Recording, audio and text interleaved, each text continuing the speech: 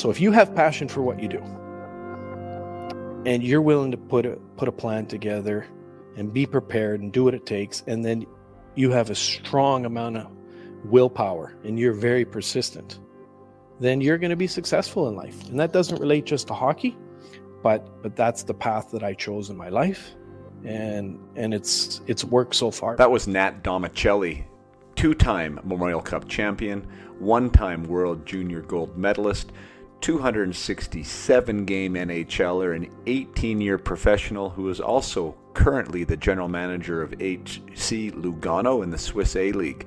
And you are listening to the Up My Hockey podcast with Jason Padol. Just watch me now.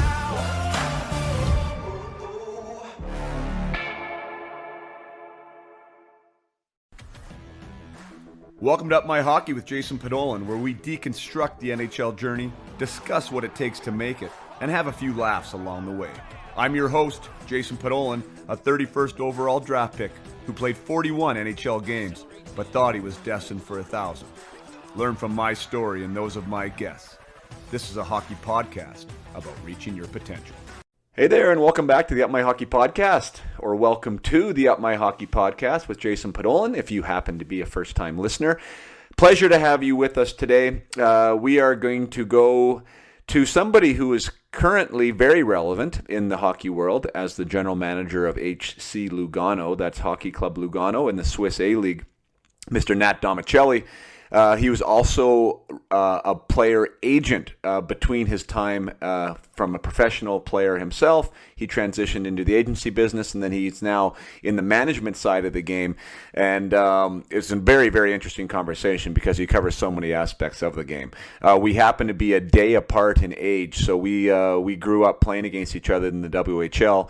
Unfortunately, he was playing with the Kamloops Blazers at the time for me because we butted heads a lot, and they usually won those battles, although we did play Kamloops quite tight. That was during their crazy run that Kamloops had of almost a decade long, where Nat was a part of 2 Memorial Cup championships himself. He was a high-flying member of that team, scoring 50 goals one season and 59 another season. He grew up playing alongside Jerome Iginla. It's interesting, actually, if you look on the Hockey DB, he actually had more goals and more points than Jerome. Granted, he was 1 year older, but yeah, was a very, very pivotal part of that Kamloops Blazer juggernaut that rolled through the mid '90s there, and just. I've covered that team a little bit on this show before, just because it's almost like, how can't you? But if you really need to look back on these teams that Kamloops had during that era. You know, at the time, like I said, we were competitive from the Chiefs' standpoint. It wasn't like, you know, they were runaways, that they were just, untouchable. But when you look back on those teams now, and I did a little bit of searching there, like they had Jason Strudwick, Jerome Iginla, Nolan Baumgartner, Darcy Tucker, Shane Doan, Tyson Nash, Brad Lukowicz, Jason Holland. Like, these are names. Some of them are there's some Hall of Famers in there. There's also some guys that are maybe lesser known. But we're talking roughly combined 6,000 games of NHL experience on a junior team over the course of Nat's 4 years there. Like, that's insanity.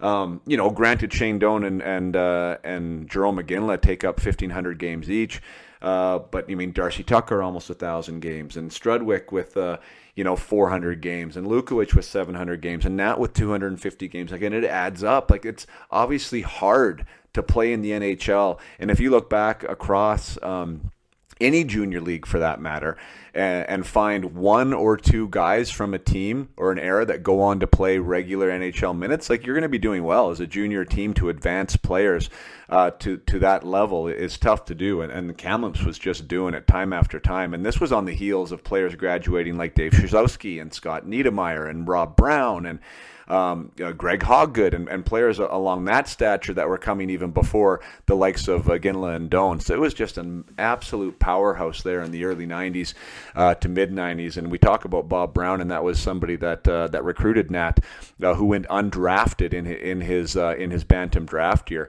to still play as a 16-year-old and to still be a first-time All-Star and to still get drafted and, all the rest of it that goes on with Nat's career. But Nat had an amazing career. He talks about his love of scoring goals, and that's totally evident in his stats. If you look at his stats, he scored everywhere he went. He even scored at the NHL level a little bit. I'm sure he would have liked to, or who knows what the right way to put that is, but would have liked to have been a little bit more successful at the NHL in terms of goals. But 40 goal type stats at the AHL level, like I said, 50 goal scorer, almost a 60 goal scorer at the junior level. That's hard to do. It really is hard to do. And then he went on in Switzerland and was a goal scorer every single year he was there. So this guy could play. He could put the puck in the net. He was really good at what he did, and just a really good person too, a real good human. I can totally see why he was good at the agency side of it. I can totally see why he's good at what he's doing now. Got a really good brain between his ears. He's really good with people, and has always been an analytical, process-oriented guy. So it was an awesome 2 hours. We almost spent 2 hours together on the call here today, and yeah, I enjoyed every second of it. It's he's played not only for some great coaches, but also with some great players. He does a lot of stuff in the community there in Switzerland. So we get into his personal equation of success, which we touch on early. We talk about mental performance and how he feels that today's player, it's very relevant, and it's becoming more relevant as far as building your own toolbox, having your own personal mental performance coach or performance coach in your stable to help you out. He's like, the players now are recognizing this. He thinks in 10, 15 years, everyone is going to have one. He thinks this industry is completely untouched at this point. He recognizes people like Roger Federer in the discussion that have really been very open about the fact that he had a mental performance coach on his staff for almost his entire career, and how that's led to some of these Swiss players really embracing the idea of it and how successful it's been for them. So we talk about that. We talk about the agency side of it. If you're interested about the agency side of it, what agents do for players and how they interact with the general manager, we talk on that later in the discussion. Lots of really good stuff here, and it was an honor to get Nat on the show. I know he's a super busy guy, GM of essentially 3 teams over there. He's got the junior team, he's got the U18 team, and he's got the pro team in HC Lugano to deal with, and I know how busy those guys can be. So he is a fan of the show. He's been a fan of what I have going on there, and I thank him for that. And even after we got off the interview, he was the kind of guy who just wants to help, right? He's like, hey Podsy, how can I get you some guests, or can I help out? And so anyways, he's a super big supporter, and that's really something that I'm massively grateful for, because it is players like him and people like him that allow these great guests to continue to come, and hopefully, if we can line up a few things, we might have some people like Martin St. Louis or Shane Doan or some current players that are in the NHL from his agency allegiance still. So looking forward to having some connections through Nat, and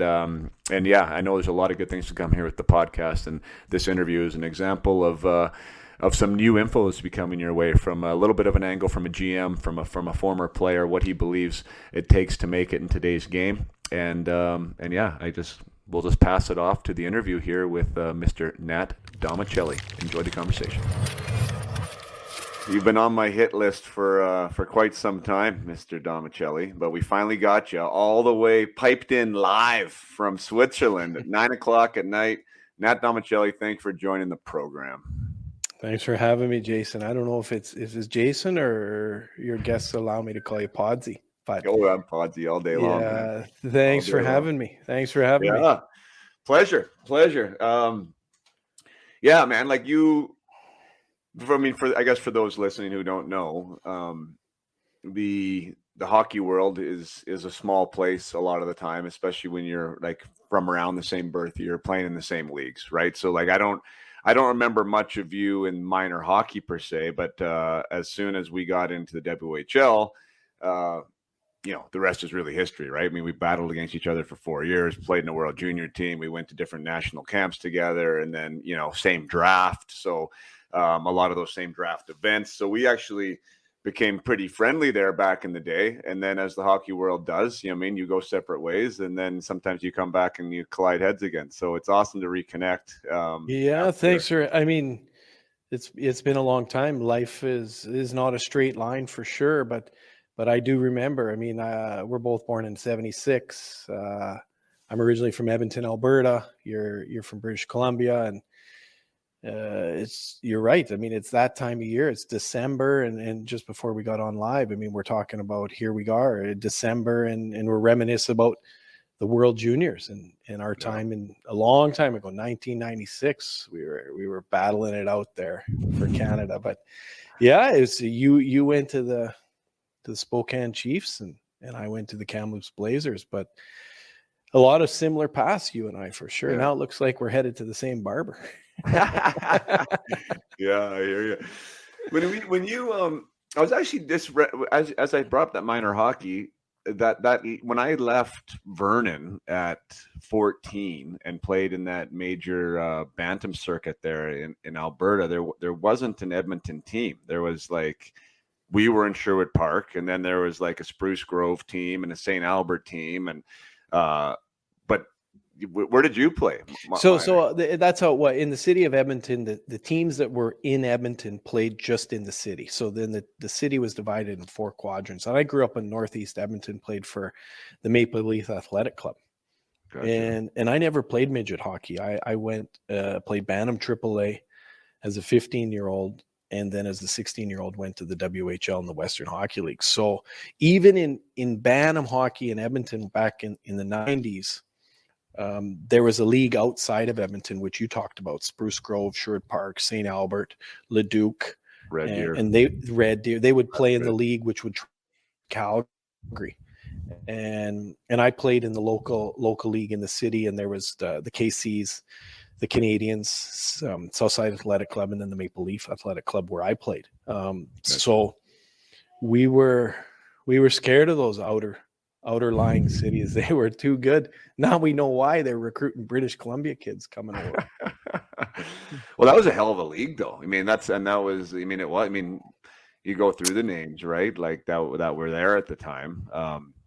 Iggy wasn't, because I was a first year, so he still wasn't there yet. But I mean, Darcy Tucker and Frank Bantam and, Mark Hurley and Mike Dubinsky and, Damon Lankow and Scott Lankow and Nolan Pratt. And, the list goes on, right? Of NHLers that were playing in that league. I mean, eventually. And then just everybody filtered into the WHL. And at the time, we're all kids and you're just playing hockey, and you don't realize until later on in life that there were some pretty good players. Yeah, for sure. Yeah. And I didn't look you up, but you would have been a drafted kid then, right? To Kamloops? So you were it was a weird situation. It's a long story, and it's funny you talked about such a small hockey world, and we'll get to it later. I mean, after hockey, when I worked at the Sports Corporation, who's owned by Jerry Johansson, and Jerry and I were partners, and Scott Bonner, who's now the senior vice president. So a long story going rewind. When I was a child, Scott Bonner and Craig Bonner were a family in Edmonton, and Craig Bonner was the captain of the Blazers at the time. And Scott was my coach when I was 12. Mm-hmm. And Scott was a scout for the Tri-City Americans at the time. And Scott Bonner put me on the Tri-City Americans list. But shortly before a Christmas tournament, which is now called the John Reed, my family had informed Scott probably he's not going to go to the United States to play junior hockey, so it'd be better to take him off the list. And Scott, being a family friend, he said, okay, no, I understand that. And then that tournament, at the John Reed tournament, I was listed by the Kamloops Blazers. And so it was late. It was an interesting story, but I got listed when I was 15 and then went to the spring tournament and had a good tournament at the springtime, and then went to the Blazers like everybody else at 16 and made the team. And then that's where it all started. Right. So then didn't get drafted, I guess, right? So did not get drafted. Right. So a little bit of was that just because you were off the radar? Were you not good enough? Did you get better 1 year later? How did that work? You don't even, you're just playing hockey at the time. It didn't even register what the WHL was. Right. I mean, my only joy of being a 14, 15-year-old kid was playing with my friends and playing for the Maple Leafs and going to high school and with my buddies. Yeah. And we just loved hockey and just tried to do the best we could. And next thing you know, someone likes what they see, and then you get a phone call, and next thing you know, I can remember to this day, it was a spring tournament, and they had a tournament at Sherwood Park. The Kamloops Blazers had a tryout tournament at Sherwood Park, and they invited me out to play. It was Friday, Saturday, Sunday. So I go to the tournament Friday, and okay. And then I come home, and then we'll go back to the tournament on Saturday.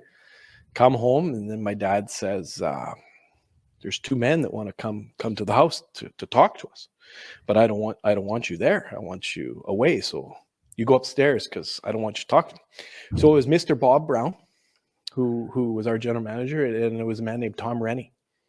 And Tom was at the time head coach of the Kamloops Blazers. So they talked to my parents that night, and then they wanted to talk to me, and my dad said, no, he's sick. He can't come. And I learned all this after, right?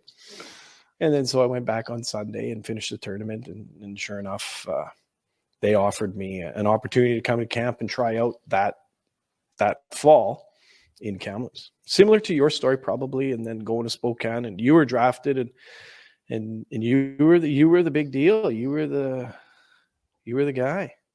Well, I wasn't. I wasn't drafted. I don't know if I was the guy, but I wasn't drafted. I think what's relevant in your story, well, I've told that on here. Just you would probably remember this now that I bring it up, but like the draft year after our birth year was the first year that everyone was eligible for it. Yeah, that's when it got there was no more. Just transitioned, right? So they just transitioned from the list system, right? So as soon as somebody turned 13, you could list them back in our day. And our birth year, there was myself, Jeff Friesen, and that Clayton, Travis Clayton. I don't even remember that name. Travis Clayton, yeah. Yeah. So there's the three of us. I played on Canada. Anyway, so yeah, tell the story. I so played there's a three of us, and then everyone else was eligible for the draft, and then the next year the 77 born players, everyone was available for the draft. So like that was the first time. So I actually wasn't drafted technically. I was listed, but prior to that draft. You were listed. Tell me your Travis Clayton story. When I was 12 years old, I played on a summer team with Travis Clayton, Damon Lankow, Curtis Brown, and Mike Dubinsky. And Mike's father, Vern, was our coach. We were called Team Alberta, and we were already bringing kids in from Saskatchewan for a summer for a summer tournament. And we had it's just the names. I mean, to go back such a small world. Like Curtis Brown ended up playing a long time in the NHL. Damon Lankow, he was a Selke nominee, NHL. I believe. So it was a lot of memories from Western Canada back in the 90s for sure. But you know what? Okay, so I want to get back to you, and for those of you who don't know Nat's like illustrious junior career, first of all, and then a hell of a pro career. But you never got drafted. So like now there's kids now, like because the draft is a much bigger deal as far as it's a completely different operation now. Yeah, it's a huge beast now, right? And so these kids at like 14, like they don't get drafted, and it's the end of the world, and this, that, and the other. I mean, I just wanted to point out that you never got drafted, and then went on to score 52 and 59 goals in WHL and was a 4th round draft pick, right? Like that's it seems like nobody really recognizes that these things happen all the time still. Like it's not like you have to be on the radar at 14 or else you're washed up. So and I assume at the time, Nat, like was it even a blip on your radar? Like was it you said you were just playing hockey. Was it was it a punch in the gut a little bit that you never got drafted, or how did you take that? No, I didn't even know what the draft was. At the time, it was completely different than the world we live in today. The way we live in the world we live in today, I think if we're honest, Jason, both of us would have been drafted because there's I don't know how many rounds, but there's almost more than 10 rounds of a bantam draft, and every single kid in Western Canada is under the radar. And we lived in a time there was no social media, there was no Instagram, so it was a very different time. But the message I would have for any young boy that's playing hockey is you can only live one day at a time. If your dream is to play in the Western Hockey League, or your dream is to play in the NHL, and you're 14 years old, well, you're not going to get to the NHL from 14 to 15. It's impossible. And you're not going to get to be a WHL player at 14 years old. So there's no sense to worry about it. All you can control is what you can do today, and be the best you can that day, and do that today, tomorrow, the next day. And that's how you can grow. Yeah. Yeah. I mean, amazing advice, sage advice there. And the other thing is, I think you already hit on it. Like the guys that play, generally speaking, and I'd say it's a vast majority, and at least play for a long time, absolutely love it. Like you gotta love it. You can't do it because you want to hear your name called and you think it's great, and you're doing it for the ego boost. So you just got to play because you love to play, and whether your name gets called or not, you just love to play, so you keep playing. And if you keep having that attitude and that passion, generally you improve faster than the other guys as well, right? Because you like it more and you want it more, and you're putting more effort in, and at some point somebody is going to take notice. For sure. And I do a lot of public speaking over here in Switzerland, and asking these questions to the young generation of people here. And in the core of what I try to pass on, it's really simple. Like 3P equals S. And what that means is S stands for success. So if this is how I've followed my life and work with the kids that I work with over here and with our teams, is number one is passion. And we talked about passion. It's very simple. You need to love what you do. Number two is preparation. And preparation is very simple. You need a plan. You need a monthly plan. You need a yearly plan. You need a weekly plan. You even need a daily plan. You need to be exactly prepared. If you're reaching a goal, well, a goal is only going to happen if it becomes a reality. And a 14-year-old boy that wants to play in the WHL is not going to be in the WHL tomorrow. So the only thing he can do to reach that goal is we need to have a good season. We need to become one of the best players on my team this year. So preparation, what's that mean? In the world of hockey, you live week to week. So when we wake up Monday morning, these kids are in school. These kids have practices. These kids have games. So how do you become one of the best players on your team? Well, you need to be one of the hardest workers. So how do you become one of the hardest workers? Well, you need to be in great shape, because it's hard to work when you're tired. So how do I stay in great shape? Well, okay, and now I need to live good. I need to eat properly. I need to get my rest. I need to be organized. Now you have school, you have practice, and then the games are coming up. So kids need to physically write down what their day-to-day routine is going to look like and be prepared. And so I talk a lot about preparation. And then number three is persistence. And there's not a single player in the world that is not going to go through a hard time, ourselves included. We can talk all day about the hard times we had to go through. Yeah. And if we quit every time it was hard, we would have quit at 12 years old. So you need to be persistent. So if you have passion for what you do, and you're willing to put a plan together and be prepared and do what it takes, and then you have a strong amount of willpower and you're very persistent, then you're going to be successful in life. And that doesn't relate just to hockey, but that's the path that I chose in my life, and it's worked so far. Big team guy. I'm a big team guy. That's why I chose where I am today, to the best player on my team at any point in my career. And so it was very important that I was part of the team. I was a good teammate, and I realized you have to find a way to be on a roll on a team to move forward in life. Yeah, I love that, man. That's great. The 3 Ps.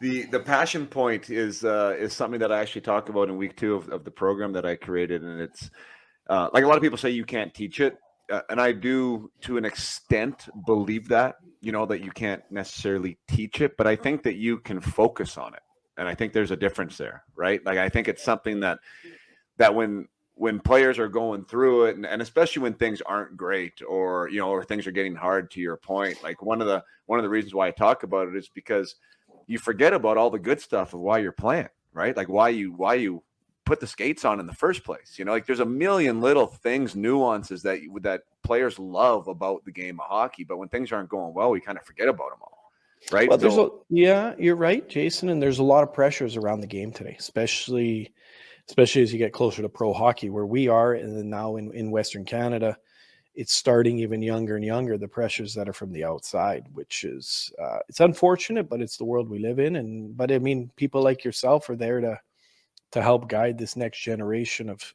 kids to kind of cancel the noise. Yeah, well, for sure.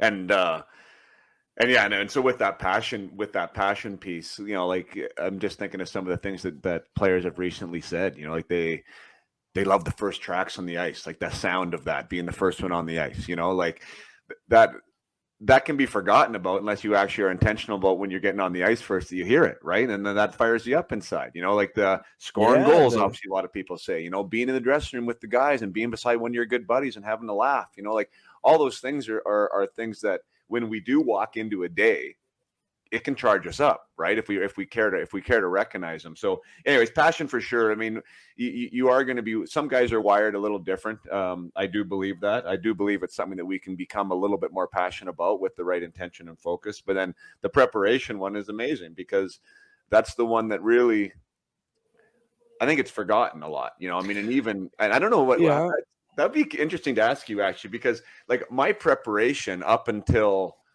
like on a personal level, probably my fourth year pro was almost just a routine that had been developed from the time I was in junior. You know what I mean? And with really no rhyme or reason. Like it was just sort of what I did. It was a habit. It wasn't really like how to prepare properly for a game. Did you ever get into like a professional preparation aspect for your game? No, but I mean, the dangerous part about the preparation is everybody is ready to prepare when things are tough. When you're struggling or the coach is on you, and coaches are guilty of this too. It's like it's when times are good and when you're rolling and things are feeling good is when you have to have a routine and a day-to-day daily habits that continue to allow you to be at the best. And the best way to explain it is that every league in the world outside the NHL, time will make you better. And if you look at the what I mean by this, but when you get to the NHL, time will not make you better. And if this is the WHL, the best kids at 19 leave. So when you're 16, it's very difficult, as we can attest. But then as we were 17, it got a little bit easier because the best now we're a little bit older and now the kids are gone. 18 got easier, 19, you're the guy, right? You're the oldest guy in the league, and then so you should dominate. Same thing happens when you get to the American Hockey League. Well, if you're drafted in the NHL, they send you down. Now you're in the American Hockey League. But if you dominate the American Hockey League, and they send you down again the next year, while all those guys that are too good for the AHL, they go to the NHL. And so now you're like the man in the AHL because everybody's called up. But when you get to the NHL, there is no super NHL. When Sidney Crosby gets over 120 points or 130 points the next year, he's still in the NHL. He doesn't graduate and go to the super NHL, and so now it's easier for you. Right? So what happens is that you climb this mountain and you get to the very top. And when you get to the very top, those are the best people in the world in whatever sector of life you choose. And so when you talk about a daily preparation and a consistency of daily habits, this is what people don't know and don't understand until they actually get there. And I lived it on my skin. I got to the NHL and I was in the NHL and I was having some success, and it was very, very demanding to stay there. And it's the only professional sports is wild. It's the only profession in the world. You get drafted, and the next year they have a draft. They're actively trying to find people to replace you. And then it's the player's job to stay in that fight. And that's why we all appreciate the superstars of our sport, because we all know how hard it is to be that elite player for a long time. Yeah. Oh, I love that. Yeah, there's no place for them to go. And they're always trying to look for something better or somebody younger or somebody faster and everything else. And that's where establishing yourself and your game and where you live in that ecosystem is so important too, right? Well, that's why you got to work at it every day. Even if you get a hat trick and you're a little 14-year-old and you're rolling. Like I have two boys, 16 and 13, and they're pretty good little players. And they come home and they're like, "Daddy, I got 3 last night." And I'm like, "Yeah, that's great." Like there's another boy on the other side of the world. He's doing the same thing. So, it's hard when you're a dad. You want to just love them and let them enjoy the game, but you have to stay humble. This game, you have to stay humble and you have to work on it. I'm going to take a short break from my discussion with Hnat Domenichelli just to continue to thank you for supporting the program, also for being a part of the program. As I mentioned last time, there's a lot of you that are now like reaching out and saying, "Hey, you should interview this guy," or "Here's a contact for so and so," and I think they'd be a great guest. So that's phenomenal. One of the things I'm also trying to do now in my parent group, which I believe I've spoken on here a few times, but I do have a parent group on Facebook. So if you are a parent of a hockey player that's somewhere on their hockey journey and you're trying to do the best you can for your son or daughter, by all means join the parent group. It's free. The discussions in there are super valuable. I share bits and pieces from this podcast in there. You get to ask questions to future podcast guests in there. And we have a really good back and forth about different items that are relevant to today's player. So I try and do my best to support the journey of the parents and of their sons or daughters in that group. And sometimes I even do broadcast some of these interviews live inside the Facebook group. So by all means, join us there on Facebook. If you also want to follow me on Instagram, I'm at Jason Podolin. And these interviews are being broadcast or recorded and then uploaded to YouTube, my YouTube channel, which is Up My Hockey with Jason Podolin. So they are all there in their entirety. I also do clips and a segment I call Lessons from the Pro, where I will expand on some of these mindset concepts that sometimes get brought up in these interviews and get into some of the training aspects that I actually do with players and that I help players and teams out with. And perhaps it'll help you or your player out with if you're a parent, a hockey parent, or a hockey coach, or if you are a player yourself, be sure to check out those on YouTube. It's called Lessons from the Pro, and there's some really good trainings in there that I use from the guests on this program. So thanks again for being a part of Up My Hockey, this growing community, this growing entity. Hnat, during this conversation, boy, he really emphasizes the importance of what mental training can do and what mindset training can do, and what having somebody in your corner to help you out with that stuff, the game within the game, right? The game away from the rink is super important, and it's becoming much more relevant now than it ever has been in the past. So love all the discussions that are happening. Lots of ways to follow me, lots of ways to be a part of Up My Hockey. So by all means, pick the social media channel of your choosing. And now we'll get back to the interview with Hnat Domenichelli. Yeah, and to your point, I mean, talking about when it's going good, because with what I do now, I often am talking to players when things aren't going good. And if it goes even younger than that, right, if I'm not even talking about the junior level, let's say you're, midgets or bantam age players, the parents are the one that are calling me in that scenario. And it's always when something's not going well, right? Like Johnny doesn't have his confidence, or Johnny has a hard time dealing with this or dealing with that. And that's 100% fine. Like I have no problem having those phone calls and helping those kids out. But like my whole thing is like, this should be like a high performance strategy, right? Like, and that means like when things are going good, how do you even get better? Or how do you recognize why things are going good right now, right? Like to be cognizant of it, like to have the self-awareness to understand why it's working and to like continue to do those things, or vice versa, continue to add on, right? To continue to get better, instead of like always trying to think of it as like the mental support as like when something is broken or something isn't working, that's when we need it. I'm trying to shift the thinking of not only the parents, but the athletes involved. And I'm talking even at the junior level, right? Like pro level, like figure out why it works, you know what I mean? And be really, really aware of why it works so you can continue to replicate that. But, not many people do, to your point. No, in Switzerland, at our pro team, most of our players that we have a mental coach that they work with. We don't have one just for the team, because it is very individual, and we allow our players to be free. But most of them do work with somebody, whether it's someone like yourself or somebody else.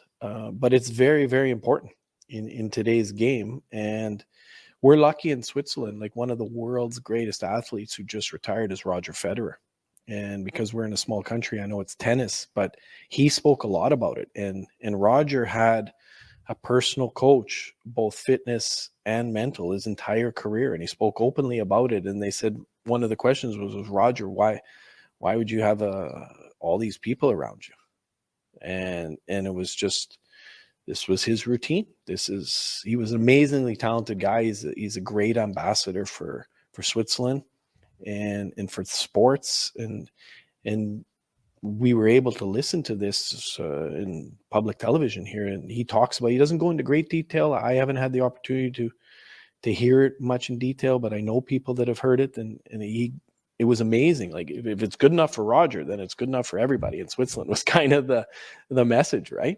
And a lot of Swiss players that are in the NHL now, hockey players, are big with this. Well, and I mean, I love him as an example, because there's a guy that, like, ice in his veins, like, so stoic. And if you would think of somebody who's like mentally gifted, let's say, if there's such a thing, right? Like, that has it together and doesn't get too high, doesn't get too low, is just able to rise to the occasion, you're like, okay, it's Roger Federer. And a lot of times people will connect the dots to that being, well, he's just better than everybody else. He's just naturally that way, right? Yeah, and then when you hear him, and I can playing with Switzerland at the Olympics and playing with some now, like Roman Josi, for example, who's now in the NHL. He's another guy that was very big on individual coaching, working on his game, and it's something that it's part of our world. It's very, very big in Switzerland and in Europe. It's starting to come in North America, I would say, but it's definitely a major factor in somebody's toolbox going forward for the next generation of kids. If we look over the next 15 years, it won't surprise me that this becomes the norm, where every player not only has their strength coach, their nutritionist, but they also have a performance coach on their side, because today's coach on a team has 30 players minimum that he's got to run the team, and players want to take responsibility for their own lives, and so they've gone out on their own and hired performance coaches. Yeah. Well, and I bet you Roger would answer the question almost like back with like, well, why wouldn't I have somebody? That's almost like where the question's going to be, right? You said in 15, 20 years, it's going to be like, if you don't, you're going to be the unicorn, because that's just the way it works. And that's the way it goes. I had coffee what was it, yesterday, with Ryan Johnson, right? Assistant GM of the Vancouver Canucks. And we spoke at length about that, there's so much emphasis on the physical stuff, which is awesome. And it was way more than when you or I were around, of course, right? Like, as far as, skating coaches and skills coaches and everything else. And there's a massive emphasis for these guys and watching the video and doing everything. But he was like, the biggest uptick we see isn't by getting the right skill coach, but it's like finding that puzzle piece for that player that allows them to unlock all those gifts that they have, right? And that's usually between the ears. Like, that's the biggest competitive advantage for an individual player. And they have different resources to try and uncover that too, of course, right? But to your point, the coaches can't really do that, because there's just so many players, and there's so many guys, and there's so many other things on their plate. So these guys are starting to become much more willing and not even willing, but like motivated to find somebody to work with that's going to help them, because that's the competitive advantage right now. Sure. And that's where the world is headed. It's very present, like I said, where we are in Switzerland. It was very present with the players that I worked with in Europe before I became the general manager in Lugano. And it's like you said, everybody's looking for an advantage. Teams are looking for that edge. Analytics has become a part of our life from a team perspective. And in pro hockey now, the opportunity for somebody to get better is out there. And kids, this generation, with the internet and social media, they have access to enormous amounts of information. And this generation of players are smart, and they want to take responsibility for their careers. So they're not waiting. They're not waiting for the team coach or the club to tell them what to do. They're taking initiative on their own, and in the end, it's going to make the game better. And It's like you said, it wasn't normal when we played, but it is now, and it is definitely going to be for the next generation. It's going to be an automatic for teams and players, in my opinion.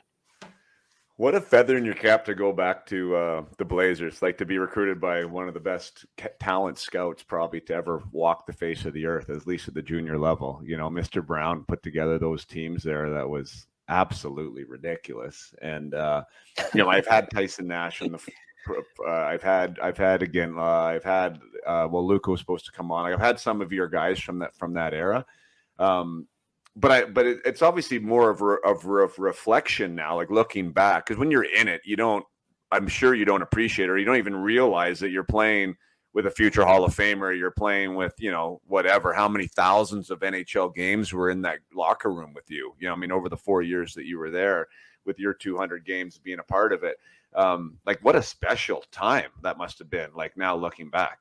Yeah, I mean, I was very lucky. I'm the first one to admit I was very lucky. You're absolutely right. Me at the time, I had no idea what I was walking into. We have a lot to thank for the person you just mentioned, Mr. Bob Brown. Don Hay was my coach. Before Don Hay was Tom Rennie. Stu McGregor was the assistant general manager. Ken Hitchcock was the coach before Tom Rennie.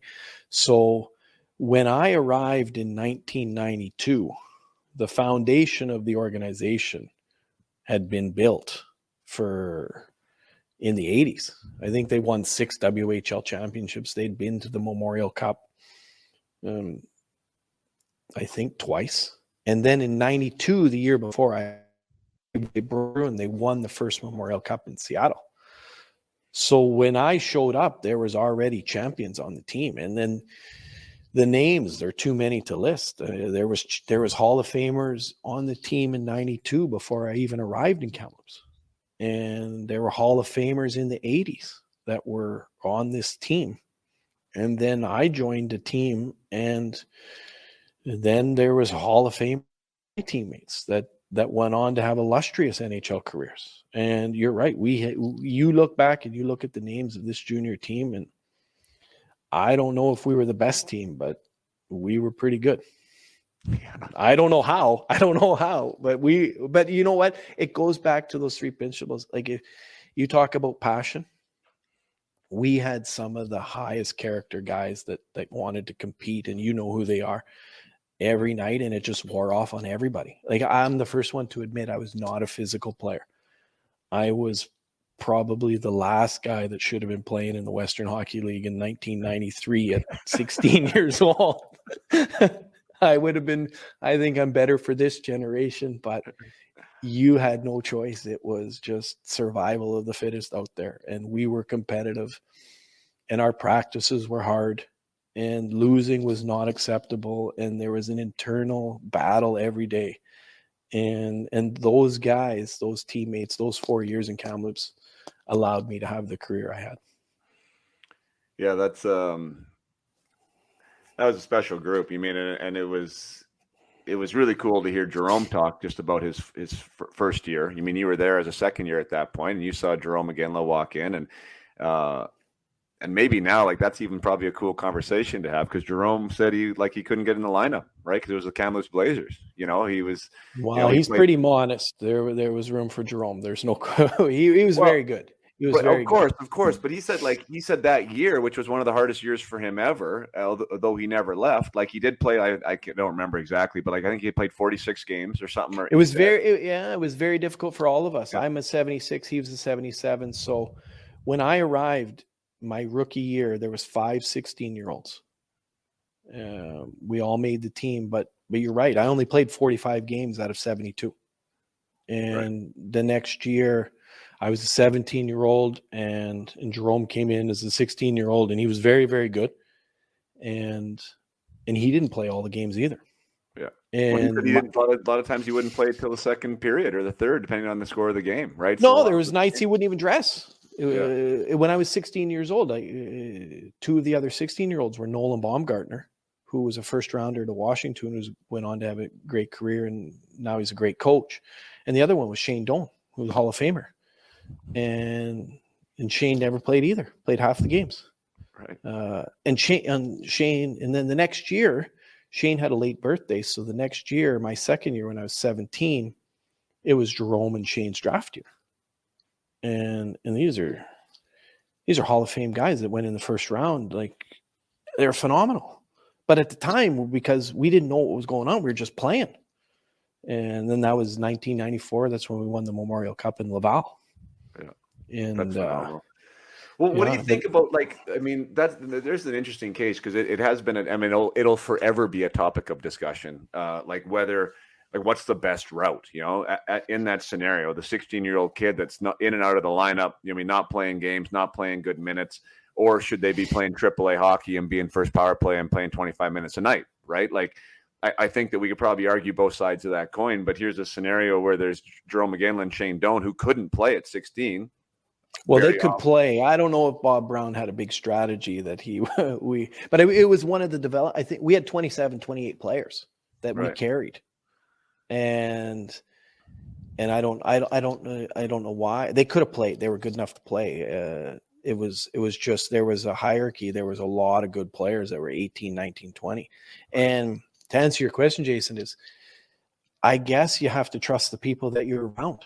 If you get drafted and the Western Hockey League wants to keep you at 16, they have a plan for you, then you have to trust them, and work at it. If you feel it's best for you to stay out of the league and go a different path, then I wouldn't say there's in today's hockey, there's not a right or wrong road. Right. The world's so small that the scouts of the world with the internet, they're going to find everybody that's good. It goes back to what I said. You have to play. You have to do every day, and you have to play. You can't fake.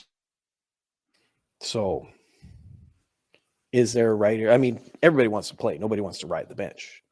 But if you're in the Western Hockey League and they have for you, then you got to work at it. Sure.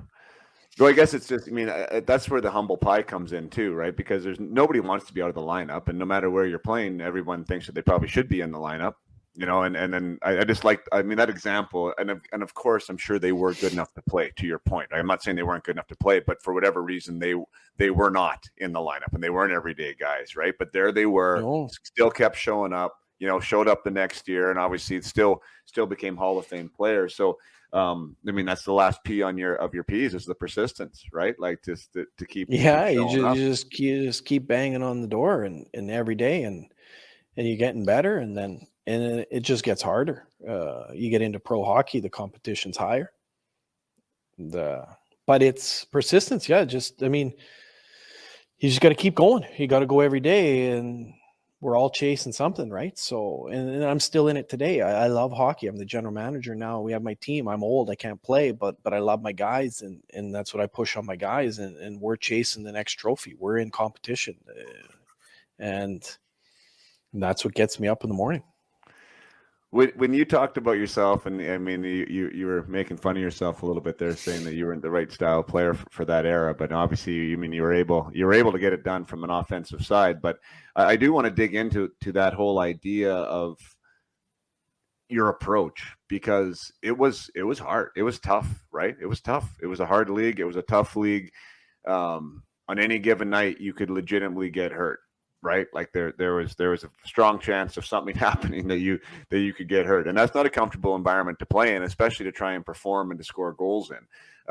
How did you go about handling that aspect of being a goal scorer, being a point producer, yet really not wanting to engage? In the physical fight or whatever the case may be. Well, I had no problem to engage about trying to score a goal. Right. I was not a fighter. I was not good at fighting. But I got beat up a lot when I was 16 in the league. It was just, I wasn't good at fighting.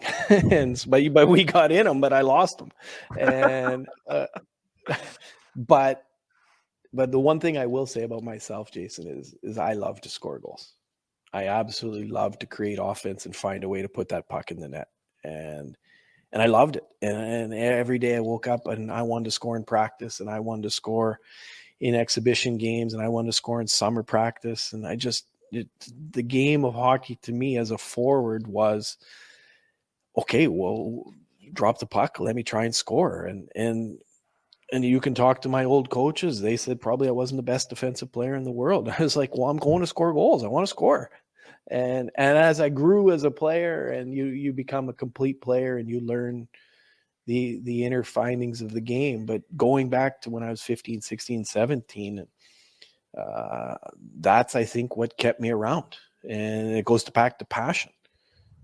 I was the first to admit, okay, I'm not the best penalty killer. I'm not the most physical guy, but I'll put myself against anybody who wants to find a way to score. I love the power play. I love the strategy of how to work the puck around to score on the power play, how to create offense behind the net, how to score off the rush, and all those things. I really took. That was hockey for me, and I think it was because I grew up in Edmonton. To be honest with you, Jason, and watching the Edmonton Oilers in the 80s, I saw all those teams, and those players just loved to score goals, and watching them, and then it was just a fun way to play hockey, and that's kind of how I grew up, just wanting to score goals. I love that. I love that you mentioned the fact that, that you have, like, there's a couple ways to compete. I mean, as you know, I'm more speaking for the audience, and sometimes it's the more conventional way of, like banging the puck off the wall in your own zone, and having to block a shot, and maybe it's the defenseman in front of the net that's got to clear somebody out, and then there's the guys that need to score, and scoring's hard. I mean, scoring's hard on a lot of levels, but you got to be prepared, and especially back when we were doing it, like, to go to those dirty areas where you're going to pay the price to put that puck in the net, right? Like, you were a guy that could score from distance, which was nice. I mean, you could score from the perimeter with your shot and with your release, but that's not where you got all 59 of your goals from by any stretch of the imagination. You had to go to places that were uncomfortable to be in. And that's a massively underrated part of the compete aspect.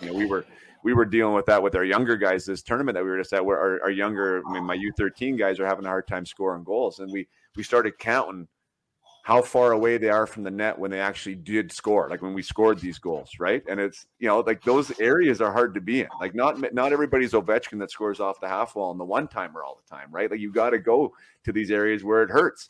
And boy, it did hurt when we went to those areas. But I mean, so good on you. I mean, that's the thing, and that's one thing that I think that I'm really proud of from our generation too. To be able to score goals in that generation, like, you had to be bold, and you had to be brave, and you had to be courageous, or you weren't going to get it done. Yeah, you had. I mean, the net hasn't moved in 100 years, and if anybody's not sure where to go to score goals, I mean, they even help you. They paint the blue paint around the front of the net to give you an idea. They just go stand close to the blue paint, and if you're not sure, if you're not sure where to go in the offensive zone, you don't have the puck. Well, just go stand by the goalie, because it's either going to go in the neutral zone, or it's eventually going to make its way to the net. So, I mean, you said it right. The word compete. When you hear the word compete, everybody thinks, okay, I got to finish my checks, I got to bang, I got to be a bruiser. But in reality, everybody's different. And for a skilled guy and a young kid, compete is working on your shot, working on your release, working on rebounds, working on tips, being around the net, and want to score goals, wanting to get in there to get those rebound goals. And yeah, it was kind of what identified me as, I guess, as a hockey player, was wanting to score goals. Yeah. And maybe we'll jump. I mean, you guys had an immense amount of success there. You were around almost everyone on your team, and the Blazers went on to play in the NHL. Like, and I mean that honestly. Like, it's crazy, like, how many guys graduated to that league. So we could talk about the Blazers all day long, but I want to talk about you and, like, making that jump. So you ended up being a 4th round pick in 94. We were the same draft. Almost the same birthday, by the way. I don't even know if you know that. I'm February 18th. You're the 16th. So we're pretty close to bang on the same age. I'm the 17th. What day? Oh. Yeah, sweet. Wikipedia's got it wrong. I don't know. Okay, why. So 17th. Yeah, 17th. Yeah, so we're a day. We're like, yeah, one day apart. And then so your draft year, I mean, you blew up, like, after you got drafted. 52 goals, 59 goals, 148 points. You're over 2 points a game your last year, junior. And then you make the jump, and making the jump was NHL in your first year. Similar to me, we had similar paths there. But did you make the Whalers out of camp, or how did that work? That yeah, I made the team at a training camp. there was some injuries, like, and I think that's why I made it, because I was sent down shortly thereafter. But I did make the team out of training camp. I played an NHL game before I played an AHL game. Like you said, I was drafted by the Hartford Whalers. My first coach was Paul Maurice in 1996.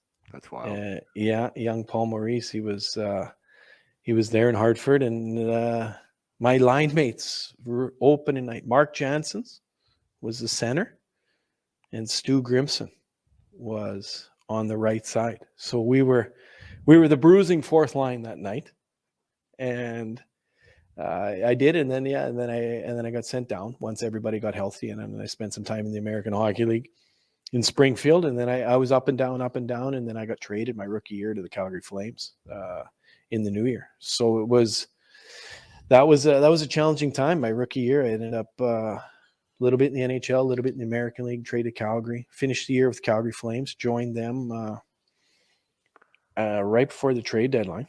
Interesting story. Yeah, it was a weird night. It was the Hartford Whalers were playing the Calgary Flames, and I was in the minors at the time. I think it was early March, and I was living with a family because I was only 20 years old. I was living with a host family. My parents didn't want me in my own apartment at 20 in the States. So, and the phone rings at like 2:00 in the morning.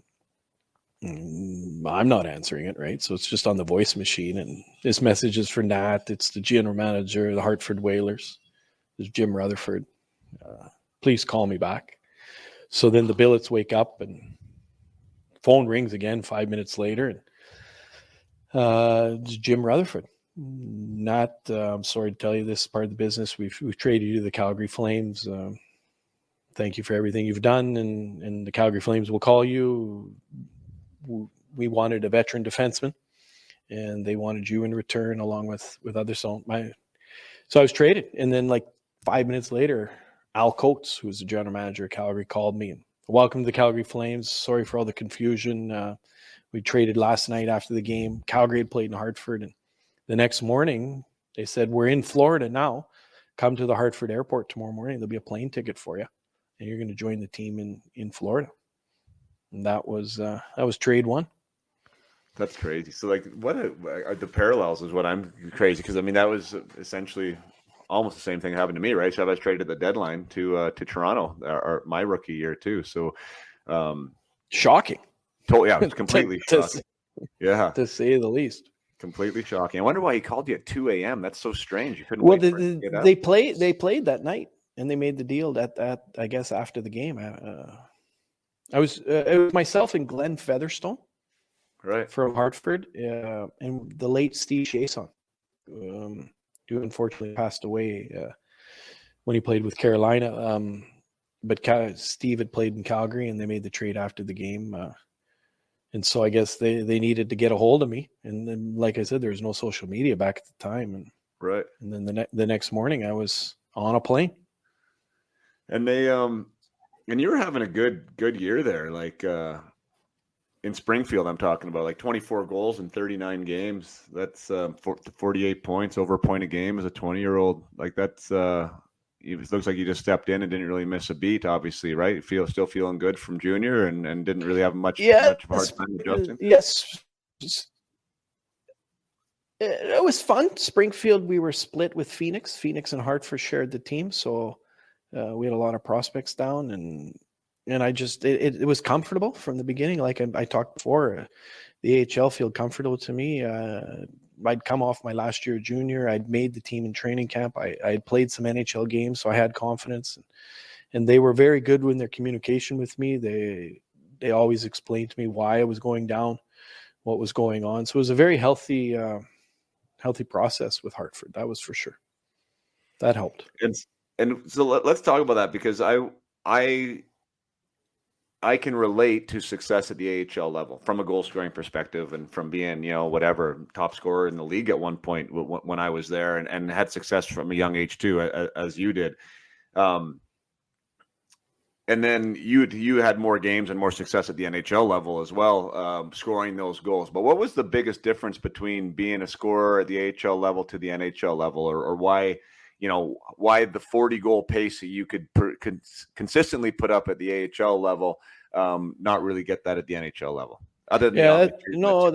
that's a good question. I mean, and that's what I talked about when you get to the top of the iceberg where things change. What people don't understand is the gap from junior to the American Hockey League is a big gap, but it's still small. The gap from the American Hockey League to the NHL is enormous.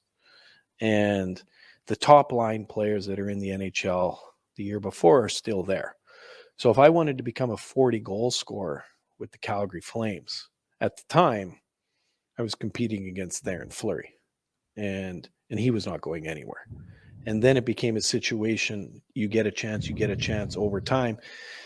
And to be honest, our coach at the time, Brian Sutter, was very, very good. He was very honest with all of us young guys.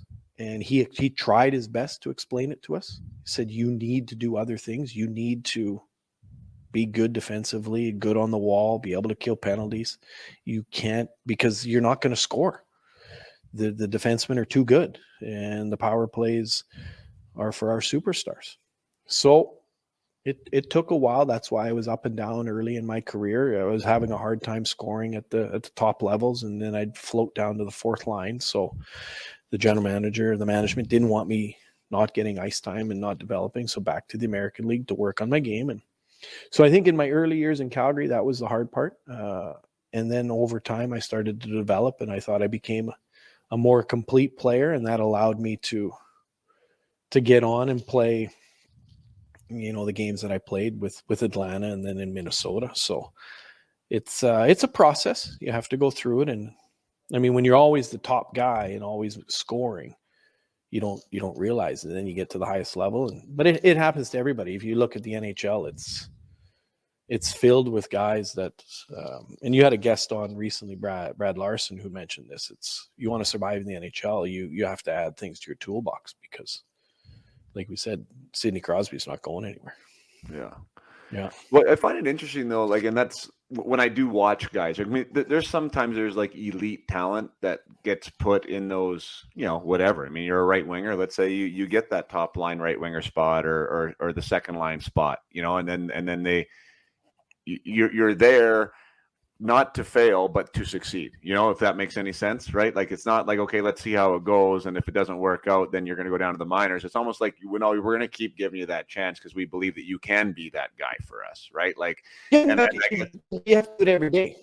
Yeah, well, exactly. I mean, it also helps, like, when those guys, like the elite guys, get drafted to the worst players, because you're not trying to get rid of, whatever, Steven Stamp. I mean, how do you make the Lightning right now, right? Like, it's crazy. If you're somebody, whose spot are you going to take in a top 6 role, no matter how good you are? And that's why they draft 25th every year. Because those guys aren't ready to go take over those top 6 spots. But if you get drafted to a worse team in the NHL, like, it's easier to crack the top 6 and for the Coyotes, obviously, than it is somewhere else in the league, right? So I do see that happening, but I guess that's a long way around. I'm going to use Cole Caulfield as an example, right? Like, he was an illustrious goal scorer everywhere that he's been. There was some knocks on whether his size would translate this side or the other. Last year, he had a really hard time getting it done. And I didn't watch him every game. I didn't see how many minutes he had or he didn't have. But then now, or the coaching change comes in, and now he's the Cole Caulfield that they wanted him to be. But he wasn't that Cole Caulfield at a point in time. Like, I just find it interesting how some guys, like, do end up doing what they're supposed to do or could do, and then other guys don't. Like, was Cole Caulfield this far away from being a career minor leaguer?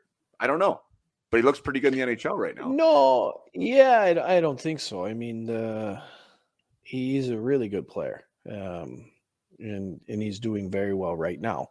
But the same thing for Cole Caulfield is the same thing for everybody else. Is he's gonna have to just get a lifestyle and be really committed and stay at it summer after summer and year after year, because as soon as you slip, they see it.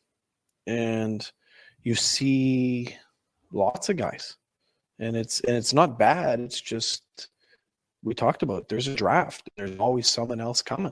So it's you against the system. Do you think a guy like, I think you played against him. I didn't look it up though. Marty St. Louis. Were you there when Marty was there in St. John? Yeah, Marty and I were teammates. We were teammates 1997 St. John. Yeah, we were teammates in Calgary.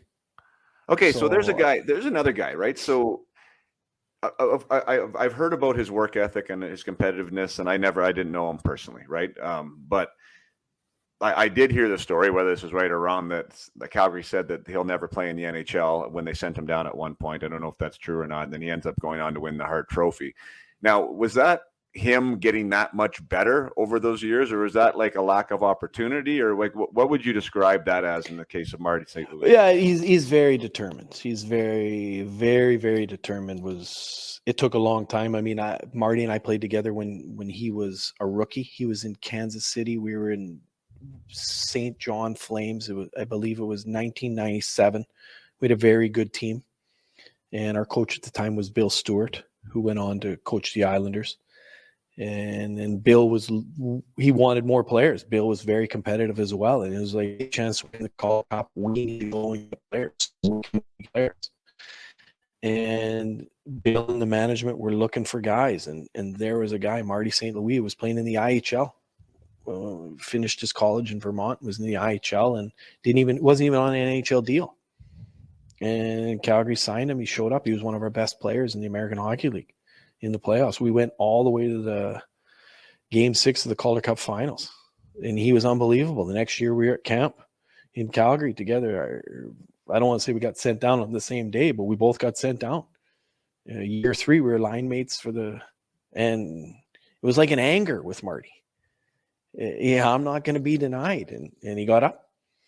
And then I got traded to Atlanta in my 4th year. Marty was still in Calgary. And then at the end of that year, he got bought out by Calgary, and they chose to move on, and he signed in Tampa, and the rest is history. So, but I mean, he's if you don't know, Marty's a great guy, and he is very, very determined. You're not going to tell Marty St. Louis he can't do something. And so he's I mean, you see where he is today. He's going to be a successful coach. So right. Yeah. Well, I just love that. I mean, I love that story for a lot of reasons. And because you would think that somebody that can win the Hart Trophy, like the best player in the world, like doesn't slip through the cracks at some level, that Well, he did. I know, but how? That's the thing. Like, I don't get it. Well, because the experts aren't experts, and right. and so the other people don't determine your life, and Marty proved that. And Michael Jordan got cut from high school basketball, and so you just have to believe in yourself, I guess. And right. and so it's. I mean, I was never a superstar, but I mean, I played with some, and the lessons are all around us, and it's up to us to gravitate to them. Yeah, well, I love your 3 Ps, because I mean, I think that he, from anything I've heard about him, and you'd probably say like the passion, preparation, and persistence. I mean, that would be Marty St. Louis in a nutshell, and kept getting better. The Saint, he's a good man. Yeah. I heard there was a mindset. I mean, I talked to Kevin Weeks about him, and so Kevin was in Tampa Bay when he sort of had his coming out party, I guess, for lack of better words, right? Like big success at the NHL level, and there was a little bit of in Kevin's words, I'll be paraphrasing him, but like he needed to believe that he was that guy, like he needed, like there was a maturation process where he could be a great player at the NHL level, and he kind of watched that unfold. And to me, that's kind of fun too. I mean, obviously what I do now on the mental performance side is because, he probably did have these tools and was a great minor leaguer, but had yet to become a great NHLer. And something had to shift for him on the psychological aspect for that to happen.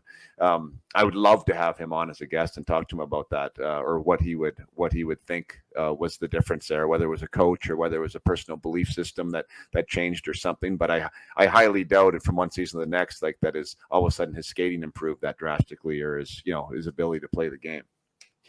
Yeah, no, I would, if I had to make a round assumption of what went on, it was just he was very persistent in what he was about to accomplish, and nobody was going to tell him no. And he just, I repeat myself, I was with him when we were very young, and so a lot has happened over the years. But in my short time with him, it was just another example of a motivated guy to want to get things done. And you're right, not everybody goes on to win the Hart Trophy, and he deserves all the credit he gets. Yeah, awesome story. And an undersized guy. I mean, he's completely somebody. But he's not undersized. That's what everybody like. He can't control his height, but he was pound for pound one of the strongest guys I knew. Yeah, that's true. It was unbelievable how strong he was, and that was his work ethic. And he always said, "I can't control my height." Yeah, and his ass and legs were just supposed to be next level, right? Yeah, everything. Yeah, it was. He's the saint. Yeah, he's a good dude. Take a short break from the discussion to announce a lot of big things are going on with Up My Hockey right now. It's super exciting time for me. Next season is already looking crazy. It's crazy in a good way. Teams, pro teams, and junior teams, and are interested in what is happening with Up My Hockey and how I can support their players and teams.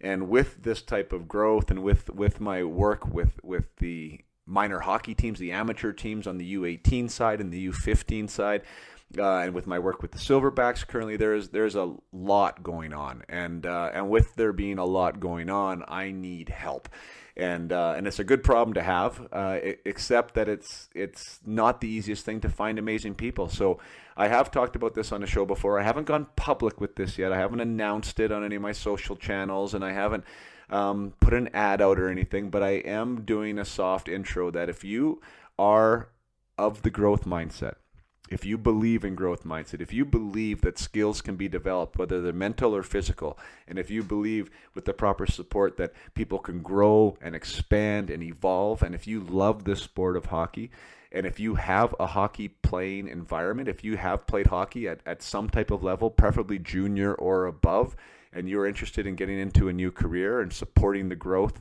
and development of athletes in this space, and supporting me and working hand in hand with me, then by all means, reach out. It doesn't have to be a resume scenario. You can just be interested. You can be curious to what it looks like. But I do need support. I do need to grow my team if I'm going to grow what Up My Hockey can become. And I am looking for that diamond, the diamond that wants to shine and wants to grow within this space, and wants to be a part of what Up My Hockey is. So if you know that person, or if you are that person, or if you think you might have an idea of who that person is, by all means reach out on the social media channels I mentioned earlier, which is either on Facebook, on Messenger. I'm at Jason Padol, and that's at Jason Padol on Instagram. I'm also on YouTube, or you can get a hold of me on my website, which is upmyhockey.com.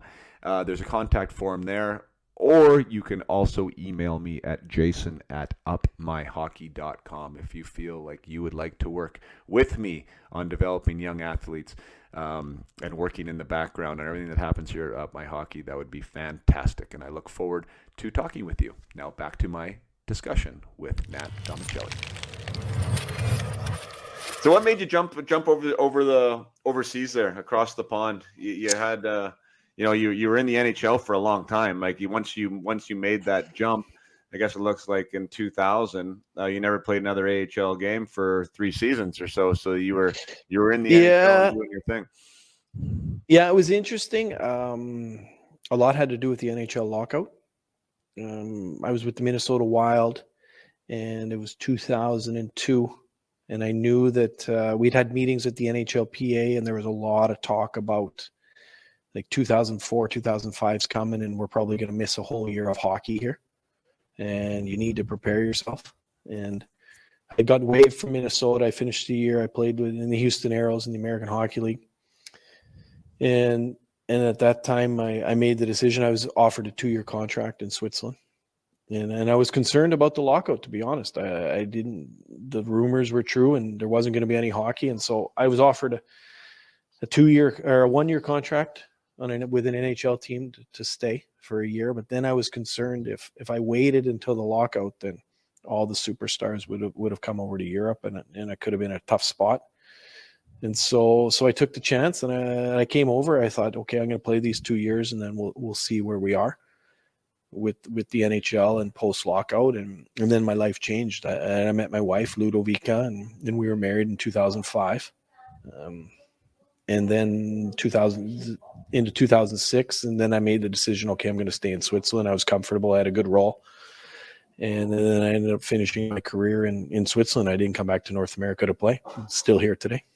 Yeah, wow. So Yeah. you obviously love the area, love the league, loved like you said, your role. You got back to scoring goals again consistently, right? Which is something that you talked about earlier that you absolutely loved. I know for me, when I came over to Germany, that was a nice aspect too. I mean, I was I felt I needed to reinvent my game. That's why I went over. I was like, I had to reconnect to who I am and like the player that I am. And in my first 3 months over there, I was scoring a ton of goals again and feeling good about myself. And I was like, yeah, I'm just going to sign here long term because this is a blast. You know, I'm enjoying myself. It's fun again. Yeah, it's great. There's a whole nother world over in Europe to play hockey. And I was like, I came to Switzerland. I came to the southern region, in Ticino, here in Lugano. I played for Ambri Piotta for 5 years, and then I switched and I played the last 6 years for HC Lugano.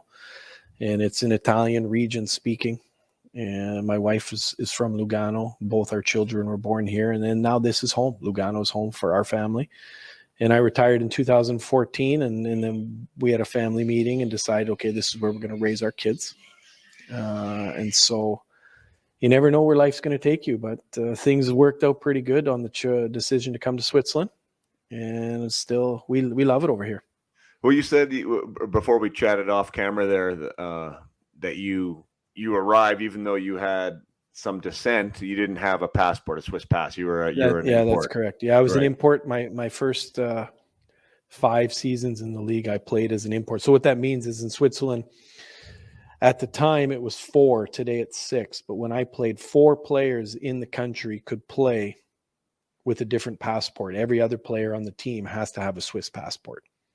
So whether you're Canadian, from Finland, from Sweden, from the United States, if you don't have a Swiss passport, you're considered an import. Right. And so they would look for ex-NHLers, players that would come over that could help these teams compete. And then in 2009, after 5 years of marriage, I applied for the passport and I became Swiss. And I have a Swiss passport, and then that opened doors and allowed me to play longer because I didn't count as one of those 4 players. Yeah, I was just going to say that. So for everyone listening, like that's a little bit of a golden ticket in some respects, being able to, well, Swiss hockey's come a long way and German hockey's come a long way too. But like both of those leagues, generally speaking, like the lower end players in the league would be German players. Like the imports are supposed to take the top roles, right? And then the German players come in, or the Swiss players, and then they fill the other roles. Now, like I said, the hockey in both those countries has elevated. But if you could find a North American NHLer of that type of pedigree that now has a Swiss passport, like, my goodness, you can almost play as long as you want. You know, that's a lot of those guys will play till they're almost 40 years old because it's an amazing thing for these teams to have when you're not burning an import card. So, yeah, I mean, to your point, I'm just trying to elaborate on that aspect. I mean, you're getting that the Swiss passport helped the team and probably lengthened your career, I would assume, over there as well. Yeah, it did. I mean, it was for sure as I got older. Later in my 30s, it was I probably could have played as an import, but I probably would have had to change countries. I maybe would have had to go to a lower league. Right. But to play as a Swiss player, it allowed me to play in the highest league until 38 years old. And then it was enough. I talked with my wife and our kids, and that it was time to stop. But yeah. I probably could have stretched it out but it would have been wouldn't have been fun for anybody, probably myself or the team. Talk about the state of the game there now, because I know that was, well, it was a heck of a good league when I was playing there. You mean the German league had more imports. I think we were allowed 12 or 13. So I don't know how it worked. I mean, we did play against each other in some Spangler Cups and stuff like that. But I mean, they're pretty parallel. But you said now with the more imports and also with what's happening with the war in Russia, that a lot of these European players did come over. Like, it's one of the best leagues in Europe now, is it not? Yeah, our league is very, very competitive. It's very fast. Swiss ice hockey has come a long way. The Swiss players are just as good as some of the imports. I would say it's very hard for an import player to come into our league and dominate the league now, as opposed when it was 15 years ago. German hockey has come a long way as well. They're very, very competitive. I would say their league is a little bit more physical than the Swiss league. I would say our league is much faster. Sweden is very, very good hockey. Finland is very, very good hockey. I think in Sweden and Finland, you see a lot of younger players from the regions are moving into pro hockey sooner. You see a lot of NHL scouts spending a lot of time in Finland and Sweden because there's 17, 18-year-olds playing in the men's game. Whereas in Switzerland, we don't have very many 17 or 18-year-olds playing in the top league with the men.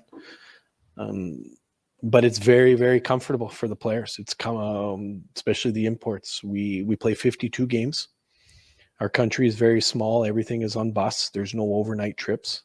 There's no plane rides. So the ability to play a high-end country or high-end hockey in a safe country in the world is very attractive for a lot of people.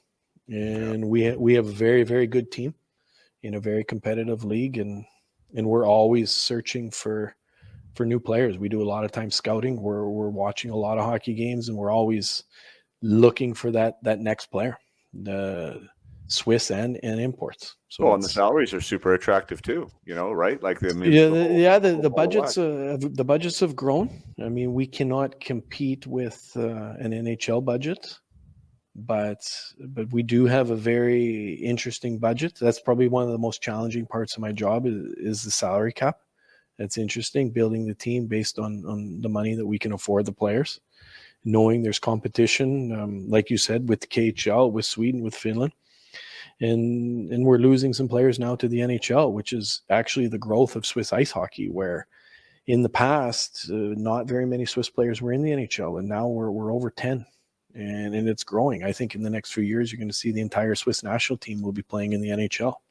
So with Hockey Club Lugano does a very good job to develop their players. We had a young player, Brian Zanetti, who was drafted by the Philadelphia Flyers last year, who's now playing with the Peterborough Petes.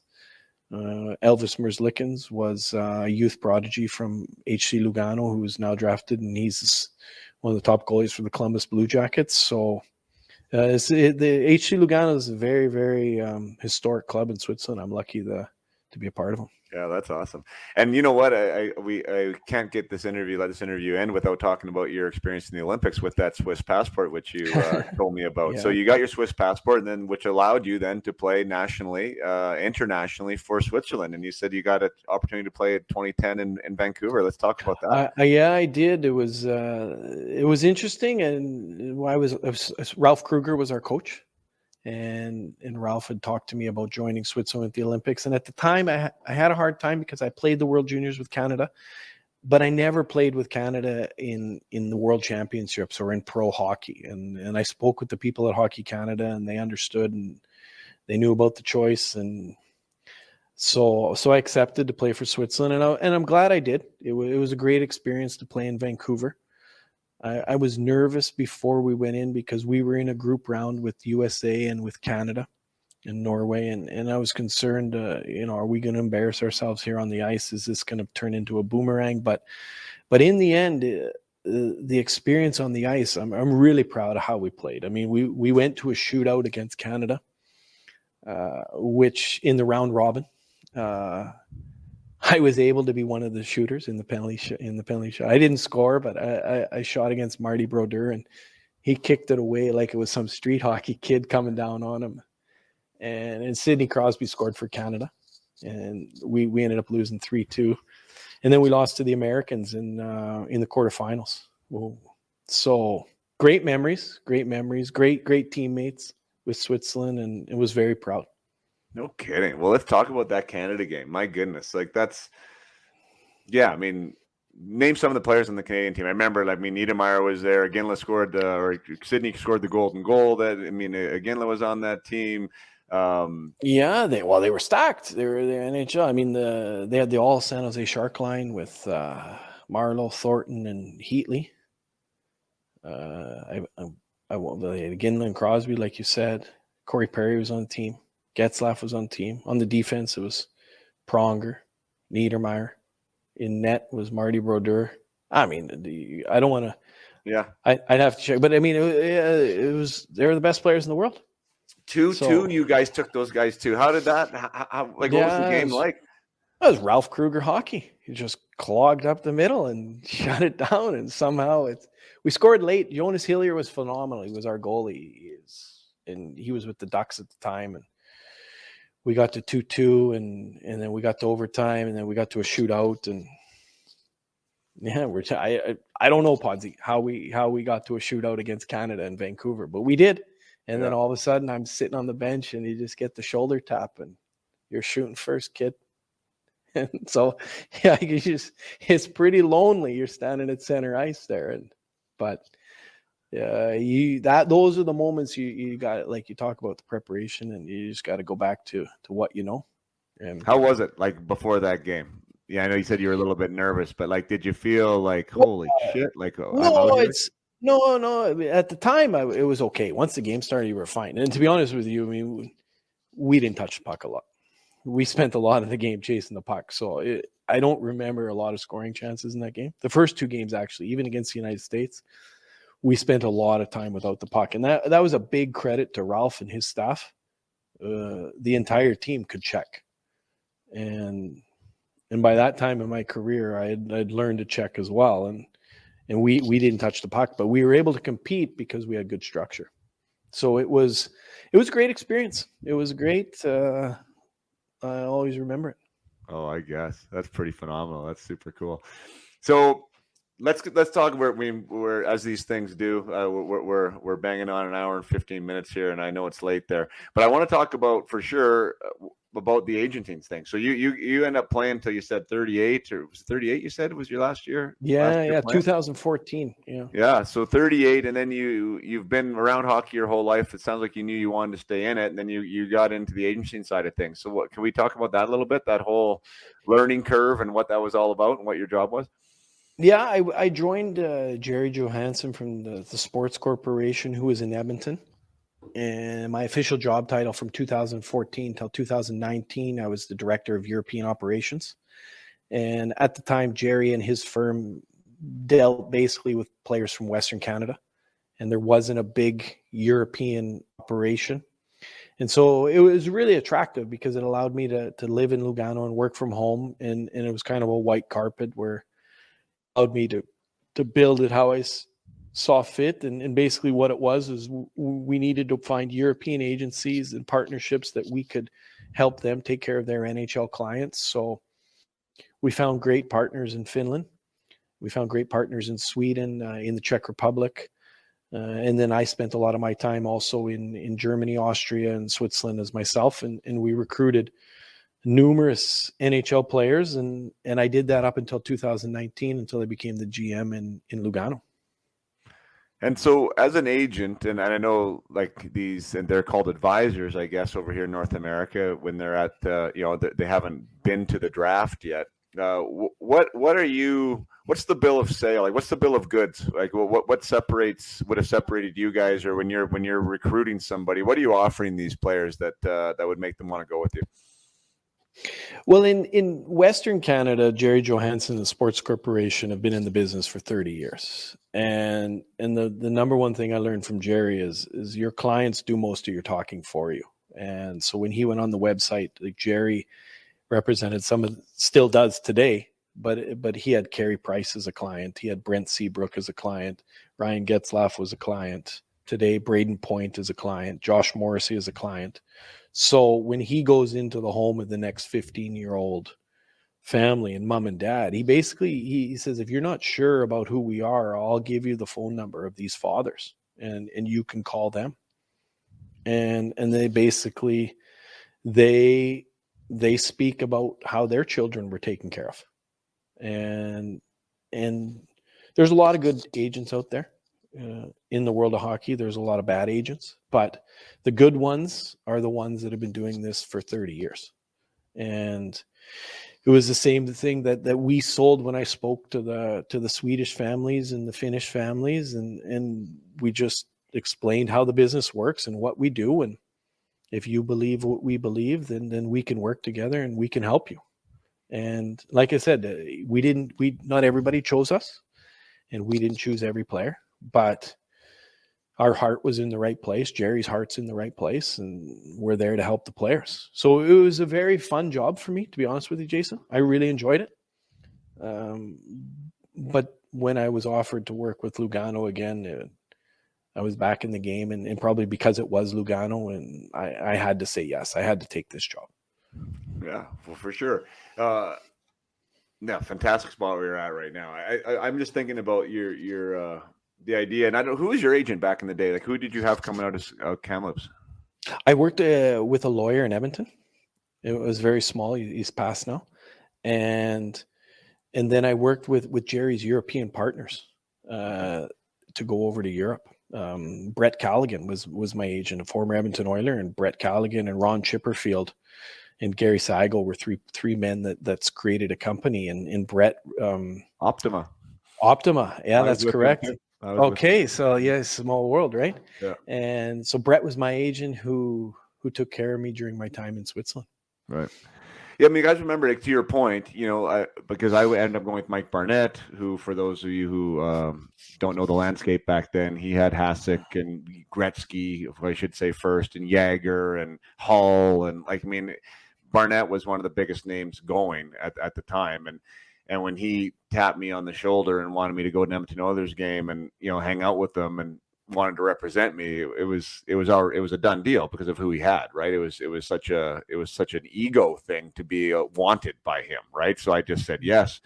I didn't ask the right questions though, really, at the time, and I think for me, looking back on that, I needed a guy to be more involved with what was happening with me, right? Like the ups and downs and the sent down and the trades, and he he was never rude or anything like that. Like, I've never had anything bad about Mike, but he had a lot of guys and he had bigger fish to fry than me, right? Like, I think I needed somebody that was smaller, that could had a little bit more attention to what was happening with me. And I just wonder that now, like, I think that's such a relationship thing, I would assume now, right? Like, is it more relationship driven, the sport, as opposed to, I don't know, like, the contracts? Let's talk to the business of the side of it. Like, how do you think it is? Like, where does the value come from for an agent to a player? Well, the what I would say about this is you're 100% right, is that you need to feel a connection with your agent. You need to have a trust factor, and it is a business, and the agents, you need to have more than one client to create a business. And there's different chapters in your career. But like I said, the agent works for the player. The player doesn't work for the agent. And so it's the player's right to ask those questions that you brought up. And if you're at the point in your career that you have to be careful, because I was an agent and I understand, and we worked really hard for our clients. And so if the player's ability is only the American Hockey League level, then it's not the agent's fault if the player's not in the NHL. It's the agent's fault if the player phones the agent and he doesn't pick up the phone. But you need to be honest with your client. You need to explain to him why he's not in where he wants to be, and this is a process, and keep working. And I think if you do that, I think most of the agents out there don't have a problem with their clients, and vice versa. I think it's just communication is important and honesty is important. And maybe this is inside hockey. Maybe you can't answer this. I have no idea. I don't try and ask questions to get people in trouble. But is there? I just remember when I was with Toronto, Gary Meehan had like almost half the team, and there was talk about leverage, kind of, right? That he was able to kind of get players in certain areas, or maybe even better contracts, because of the amount of guys that he had in a certain organization or whatever. Did you ever experience anything like that, where an agent could have leverage on a team and use potentially one of their star players against one of their prospects to help them out? No, I don't think so. That may help in short term. You may see that a team will invite a player to training camp that hasn't been picked to, but in the end, it's so competitive in today's world, and the teams. I'm a general manager now, and I have to deal with the agents of the players, and there's so much money involved. The amount of winning isn't so important that I would say I can answer for my team. We honestly try to make the best decision for our team every day, regardless of who the player or who the agent is. And I would probably be willing to guess that most general managers in the National Hockey League try to make the best decision every day for what's best for their hockey team, regardless of who the player is or who the agent is. I don't think there's much collusion in this fact. I just think there's too much at stake for these teams. So I would say no to that question, Jason. Right. And is there, and you would know more about this, which is why I'm asking, like, as far as the value from the agent to the player when it comes to contractual negotiation, from a lot of people from the outside looking in, it seems like some of these deals are almost done for you based on, the competitive marketplace and the contracts that have been done and, the analytics involved around where these numbers arrive at. First of all, is there much, like, does an agent do much for a player in that regard? One, and two, if it is a little bit more of an even playing ground there, is the value to the agent really in the relationship aspect of supporting them, whether it's in the preparation or away from the rink? And maybe talk about that balance. Yeah. Well, the number one thing is you work for your player, and every player is motivated by comfort and role in their team. So if you have a client that wants to maximize his value in the marketplace, then you're going to have to process that client through different structures. And what I mean by that is at the NHL level now, there's arbitration after a few years where the player can file for arbitration. So those contracts are then decided by the judge, which are usually 1 or 2 year terms. So if your goal or the player's goal is to get to unrestricted free agency so he can maximize his value, then as an agent, you're obligated to listen and you work for the player. Now, there's not many teams that want to have their player arrive to unrestricted free agency at 27 or even 26 years old. And so that's why you're seeing these long contracts to tie in the superstars so they can buy years of unrestricted free agency. So to answer that, you work for the player, and your job is to listen to your client as an agent. And the GM's job is to build the best team he can with the money he has under the cap. And so where the conflict kind of comes in sometimes, or where you see players hold out, is just everybody's doing their job for the person they work for. And the agent's job is not to help the team get everybody on a deal. And the GM's job is not to give exactly what the agent wants. And then there's big decisions that have to be made. Emotions have to be taken out.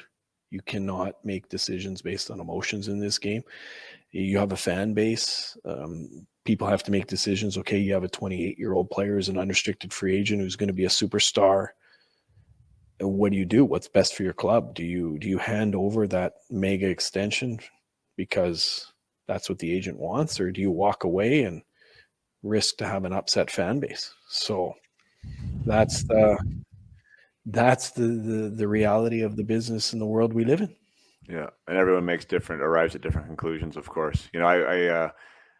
I don't even know why I'm bringing this up, because Daniel and Henrik both, are still involved with the Canucks and are centerpieces of that organization. They're both first ballot Hall of Famers. But I always thought that last contract that they signed, like, as a fan and from looking from the outside, like, I didn't think that was like to the benefit of the team, because now they're not at their best anymore, right? It was more like legacy. It was a legacy contract to have them end their career there, and they could have gotten really great value in that last year to move them out and bring some young people in. But maybe it was an emotional decision. Maybe thought it was a business decision just to keep fans in. But there is those dynamics, right? Like, how does this help our team, right? And sometimes it's not just on the ice, I guess, is how some of these GMs are thinking about it too, right? Well, the general managers have owners, and certain players deserve the opportunity to play their entire career. Winning is very loyal to a lot of people. I mean, you've seen it in the past in the NHL. Teams that have won Stanley Cups have been very loyal to their superstars and gave them very, very lucrative contracts.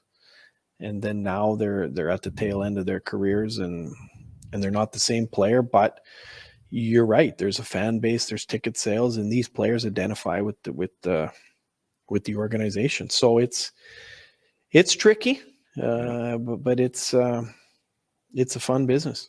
How about the leverages of like some areas? I mean, Detroit was kind of one of them for a long time that would get like the in quotes hometown discount or whatever, right? Where guys would want to play there to try and win.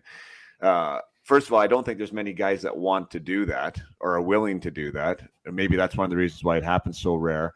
But also, isn't there a battle with the PA when it comes to that? Like they don't want players to sign contracts that they're, maybe undervaluing themselves. And if that was the case, you said like the player, the agent works for the player. The agent can't love that either, I guess, right? So there is some dynamics there. Can you maybe talk about those scenarios when they arise?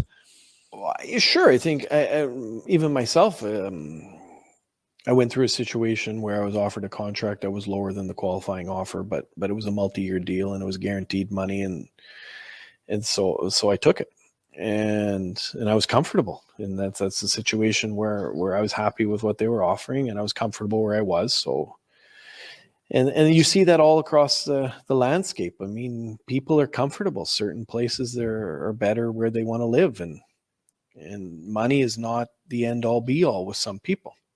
Some people it is. So the agents want to push the marketplace, and some players want to push the marketplace because they want to do right for the next guy up.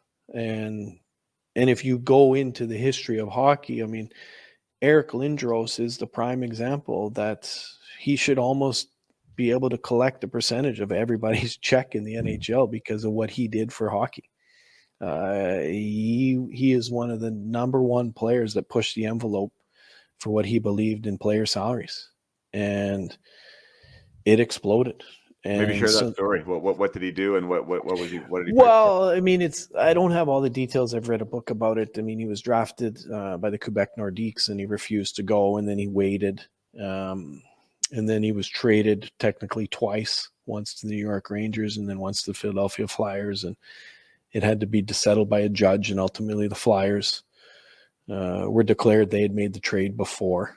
And so he went to the Flyers, and he signed an enormous contract. I don't know the numbers. And then Bob Goodenow, who was our NHLPA president at the time, Ian Pulver was his assistant at the time, and explained and showed us graphs where Eric's contract was record setting. And I believe if we go back, it was in 1991 he was drafted, and then shortly after, Alexander Daig was the first rounder, and now Alexander Daig said, well, I want a big signing bonus, and then boom, he gets a big signing bonus, and then you're getting into Ed Jovanovski, you're getting into these players, and then that's ultimately what led to the lockout in 2004, where they put in a entry-level system to cap rookie salaries because rookies were getting multi-million-dollar signing bonuses. Yeah, that's crazy. And it's definitely still trailing other sports. Do you think the reason for that is just strictly around the like the additional revenue, the external revenue from the TV contracts, and that those types of scenarios of why the NHL is farther behind the other major sports? Well, it's growing for sure. If you look at when the inception of the entry level system came in, the floor, I believe, was in the 30s. Maybe even, I don't know the numbers exactly, but today where the floor is, I believe, is over $60 million, and the cap is over $80 million. So it's going in the right direction. I don't think you're ever going to be able to compare it to American football because it's not the number one sport in the world, but hockey is growing, and it's still growing. The World Cup is on now, and soccer, which is the number one sport in the world as far as the amount of people that play it and participation and where it is in the world. But it's still behind in North America compared, but it won't surprise me if soccer becomes a major player in the next 10 years in television money. And there's hearing rumors now that Messi is coming over to America to play. And so hockey's, it's going to be hard to catch baseball, basketball, and football, but I think hockey's in a good place. Take one more short break here from the discussion with Hnat Domenichelli Two, a reminder for everyone here to understand what Up My Hockey is and what Up My Hockey can provide for your athlete or for your team or for your association. Mental performance is the competitive advantage that teams are looking for, competitive teams are looking for. This is the secret sauce to allow you to get that 5, 10, 15, 20% out of the individual players on your team. This is new, but it's not that new, and it's catching on fast. So if you are looking for support, mental support, personal development support for your players, and you are involved in either a junior team or you're involved in a pro team somewhere, and you do not have the support for your players, by all means reach out to me, and I'd be very interested in talking with you. If you are the president of an association, a minor hockey association, one of the avenues that we are going to do next year here at Up My Hockey is we're going to support associations on a licensee basis. So there is a suite of products that Up My Hockey either has or is developing when it comes to personal growth, when it comes to mindset development, when it comes to mastering mistakes, when it comes to the process of development and owning your development, when it comes to leadership, when it comes to culture building. There's a suite of products that are done for you that your association members can use, whether it be your teams and your players or products for your parents as well. So if you would like to have a done-for-you program that you can purchase as a licensee and licensee the services or the products, then by all means reach out to me as well. It's another way to work with Up My Hockey. And you can still work with me as your mental performance coach. If you are a coach or a manager and you know you're going to have a team next year in the AA or AAA level, probably U15 and above is the sweet spot, then by all means reach out. It's always best to plan ahead. We can either do that leading into the playoffs for this year, or we could do that planning for next season, what that looks like. We usually do the Peak Potential Hockey Project over an 8-week period for teams. We'll have a week of content followed by a coaching call, and a week of content followed by a coaching call, and that's usually the best way to do that. But obviously, space is limited, and yeah, we should plan ahead. So if that's something that you're thinking about, by all means, reach out on upmyhockey.com. Find the contact form. Let me know the age group. Let me know what you're interested in doing, and we can have a conversation. We can get on a Zoom call and figure out how to best serve the needs of your players. So definitely love all the interest that is happening right now. Love that people are starting to understand the value of what this can do for not only your individual player, but also for the teams you are involved in or the associations. If you want to make a difference for your association, mental performance support is a great way to do that. So thank you again. UpMyHockey.com is where you find out what's happening with Up My Hockey, the latest. And I hope to hear from you soon. Now back to my conversation with Hnat Domenichelli. So what do you love about what you do right now? I want to touch on the GM aspect. You know, you said you couldn't say no to it when it arose. You know, even though you're happily successful in the agent world, but then you were offered the opportunity to manage a team and jumped at it. And what was so appealing to you about that opportunity? Well, I was back in the game, number one. The agent business is great, and you're parallel to the game, but you're not in the game. At GM, you're with your team, wins and losses, chasing the trophies.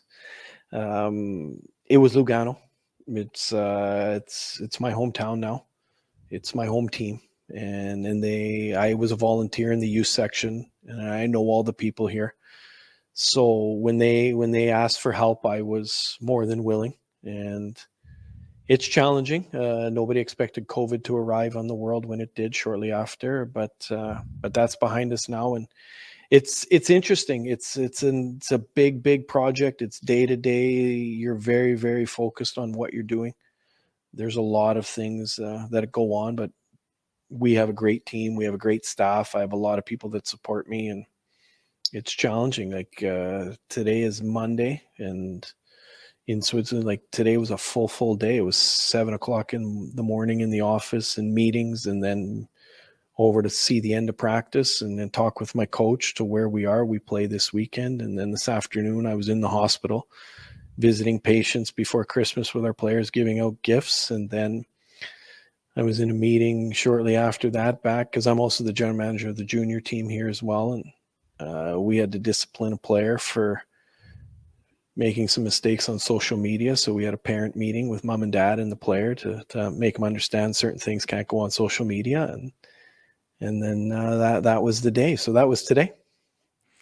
What is the biggest? What would you say the biggest challenge is just overall? Maybe challenge is the wrong word, but like, what is the thing that you have to be most aware of that as a GM that can potentially catch you if you're not on top of things?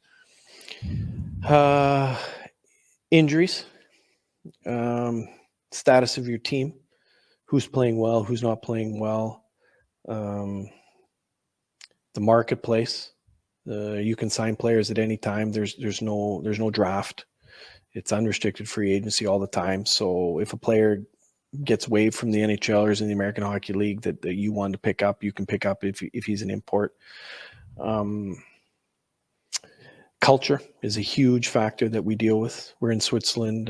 There's 4 major languages in Switzerland. My dressing room consists of players born in the French region, the German region, the Italian region, plus imports.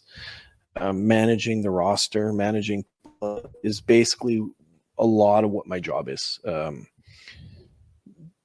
Then everybody talks about contracts and the salary cap. I mean, when it gets down to that, that's a separate part of the job where you're dealing with the agents and there's numbers involved and you set your budget with your team and your staff. And that's the nuts and bolts of black and white of building a hockey team. But then there's another human side that you deal with day to day that is, I guess, undervalued, I would say. And that's a major challenge that we have here in Lugano and in Europe in general, and is managing people and dealing with different cultures and personalities. Are you a guy that likes to be in the room and talking with the guys and having your own relationship with them? I'm not in the dressing room a lot. I'm in the coach's office probably daily. I check in with my coaches, whether it's in the morning to have a coffee or if it's after practice later in the day. I believe that the players and the coaches, they handle the day-to-day business. It's not my job to tell the coach who gets ice time and whatnot. And I bounce ideas off with my coaching staff. If there's major concerns in regards to a contract or an off-ice problem that they need to come see me, I have my office upstairs, and the players are more than welcome to come in. And we do have meetings with players if there's discipline issues or if there's contract talks then with their agents. But on the day-to-day routine of the players, I would say I'm not in the dressing room as much as the coaches are. That's for sure. Gotcha. And that's obviously by plan, right? That's sure. Yeah. There. I mean, you have to respect the roles of everybody. It's not that I'm not in the dressing room, but that's the coaches' areas, and the players have their lounge and the players' dressing room. But I do know what's going on. I will say that. Right. It might be good just because you mentioned it, and obviously we don't need to hear the player's name or maybe even what it was. But I mean, social media and with players is a big deal, right? It follows them, and it's something that is new for this generation about what is okay and what isn't okay. And the phones are with them all the time. How is there some type of mandate or policy that you guys have, or what is like? How do you teach these young guys what is okay and what isn't? Well, with our team, I mean, what we try to explain to our young players and even to our pros is they're public people. And when they're employed by Hockey Club Lugano, they represent not only themselves, but they represent Hockey Club Lugano as well. And so anything that they post is out there for the world to see. So we follow a simple rule. We have one rule. It's just don't do anything to embarrass yourself or the organization. And if you do that, then you don't have many problems. So the situation we had with the young player was very harmless and simple. He didn't do it on purpose. He was at a wedding. He was excited, and someone took a picture, and the people around him were older than him. They were adults. They were over 21 years old. They had cigarettes and they had alcohol around them, but he was in the picture.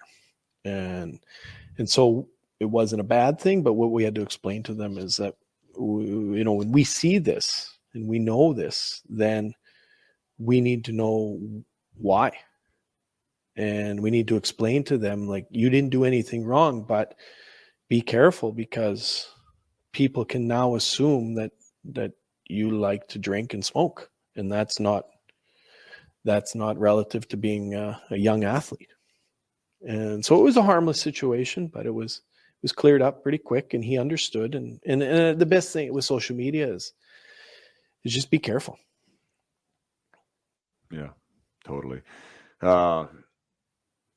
Maybe we won't go there, or maybe we can. I don't know. Do you know anything about that Mitchell Miller scenario? Sorry, I didn't hear you. Mitchell Miller, I think that's his name. So I do. So I do know. I followed it on the news like anybody else. This is the player that was signed recently by the Bruins, correct? Yeah, and then his contract was reneged on or whatever by the Bruins because of his history and his past. I don't know. The thing is, I'd like to know more about. The way it was covered.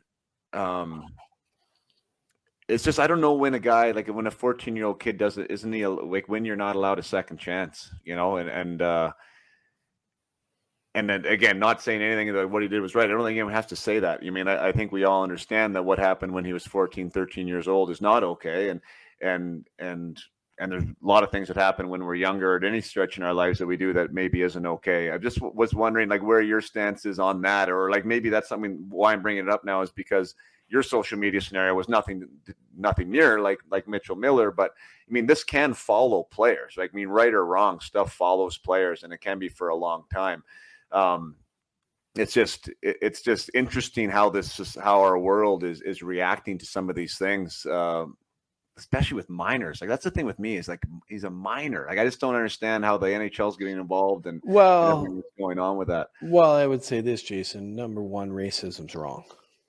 And it has no place in any walk of society, let alone hockey. So that's my opinion on that. What I would say to young people now is social media is public, and be careful. And in this situation, you have to think of the victim too. Yeah. And there's two sides to every coin, and it's a delicate situation, and being a hockey player or being special in a sport does not give you the right to act different or treat anybody bad. And so there's repercussions for our actions. Yeah. No, 100%. I don't want to, because again, I think it matters what type of person he is now. I think that's very relevant to the conversation. I can't speak for that, nor can I vouch for that. But it just seems like in a league of 32 teams, if the Boston Bruins knew, I assume, right? They have to, this is I knew, so how couldn't the Boston Bruins know the story?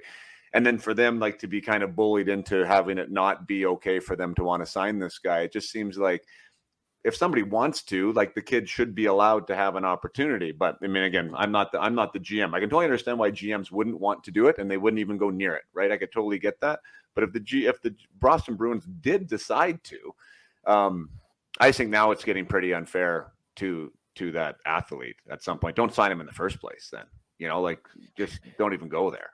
Well, there was an argument. They did sign him, and then they canceled the contract, and now it's in the hands of the NHLPA.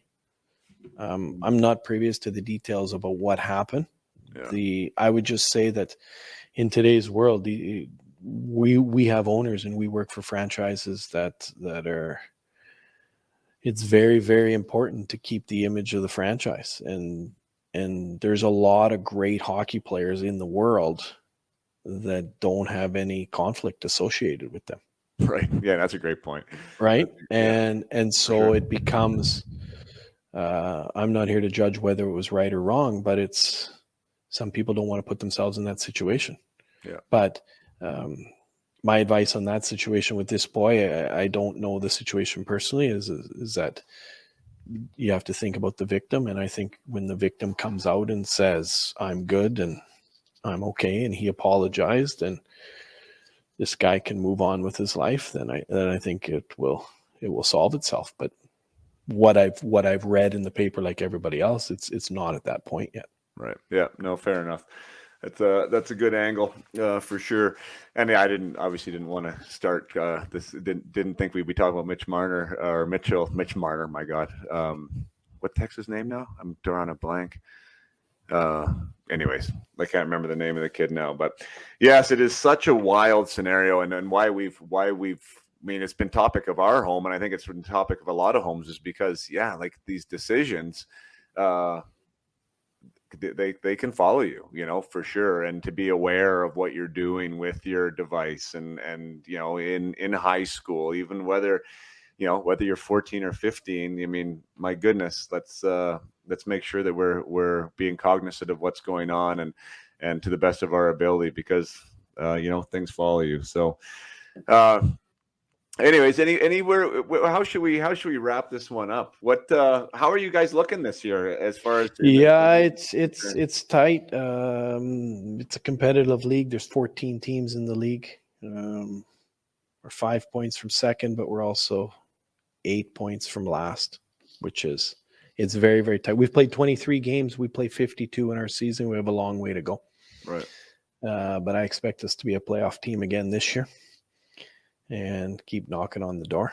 But I guess do you have the relegation scenario? Like if you did finish bottom 1 or 2, that you go down to the second league? There is relegation in Switzerland. 13 and 14th playing a best of 7, and then the loser of that plays the winner of the B League. So there is an A League and a B League that the leagues are open. So teams are wanting to come up to the major league. Oh, interesting. So I like the way that ends, though. So the champion of the B isn't automatically in. They still have to beat the last place team of the A to come up to the next. Correct. Year. Correct. Yeah. Gotcha. When's the last time that's they've had a flip flop? It's been a long time. They actually promoted 2 teams during COVID. The winner of the B automatically moved up, because usually our league is a 12-team league. Yeah. So the last 2 years, because of COVID, they've promoted the 2-time champions. So this is the first year that it's back to the relegation. Gotcha. Yeah. And if you win, is the Spangler where people come together from the different leagues to play each other? Yes, the Spangler Cup will be starting here in 2 weeks in Davos, Switzerland. Big tournament in Switzerland. So our league stops from the 23rd of December until the 2nd of January to allow Davos to host the Spangler Cup. So all of our teams are on break, and this year Ombri Piotta is another team that will be playing from Switzerland. I believe there's a team from Finland, there's a team from Sweden. Team Canada's putting in a representation, as they do every year. So it's going to be another exciting tournament. We're waiting in these days for Team Canada to announce the roster, but it's a big tournament. When I played back, it was more of a festival tournament. It was a lot of fun. We played 5 games in 6 days, and it was pretty relaxed. Now it's a tournament that's scouted by NHL scouts and European scouts, because it's pretty competitive. Right. And that is the champion of the season before, right? No. The Spangler Cup is just a traditional tournament that's hosted by Davos every year, and they just invite random teams from around Europe plus Team Canada every year. Oh, interesting. So it's just a Christmas tournament. Gotcha. So they try to identify, I would assume, good teams in the other leagues that they'll come and compete. Yeah, correct. It is, I would say, for all hockey fans around the world, it is a bucket list event. From the 26th of December until January 1st. It is a hockey lover's dream, and skiing in the mountains and nightlife. It is fun. It's a good time. That's cool. Well, maybe we'll end off with the World Juniors. So, I mean, we kind of barely dashed on it, but we did win a gold medal there in '96 together. You mentioned that you played and then had to talk with Hockey Canada to represent Switzerland in the Olympics. Is the World Juniors something that you still get a smile on and look forward to watching over the holidays, even though I mean, it's a great tournament. It's definitely a memory. I mean, you and I, we have that memory, right? You can still remember 1996 in Boston. I mean, we're just going down memory lane here, but something they can never take away from us. World Juniors. Yeah. We won. Gold medal. You saved us, Podsy, in the semifinal against Russia, scoring that big goal. I see. Nobody knows, but you did. You don't score there, where there's no finals. Well, I mean, yeah, what a great memory for sure, as you say, and it is something that, I mean, I'm attached to it all the time.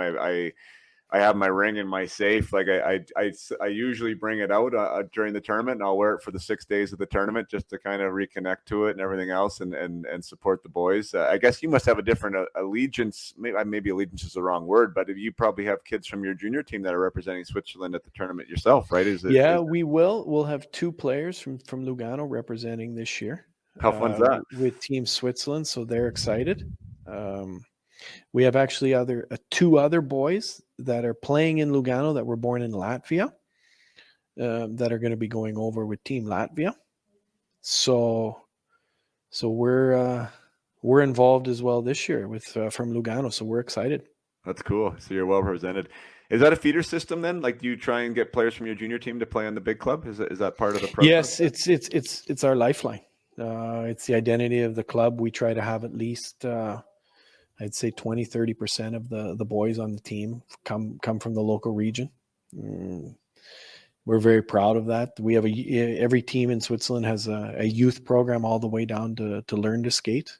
Both my children, my oldest is 16, my youngest is 13. They both started in Lugano in learn to skate, and now they're up, and next year they'll be starting junior hockey, my oldest. So that's the natural progression. The kids in Lugano dream about playing for the first team. That's cool. Can your son shoot the puck like you did? He's a player. He's got the work ethic down, and he likes to score goals. They both do. They both play forward. They're right-handed though, Podzier, so I don't know what's going on. I was a lefty. Yeah, that's right. I'll have to show him. I'll show him to pull and shoot. Yeah, they're good kids.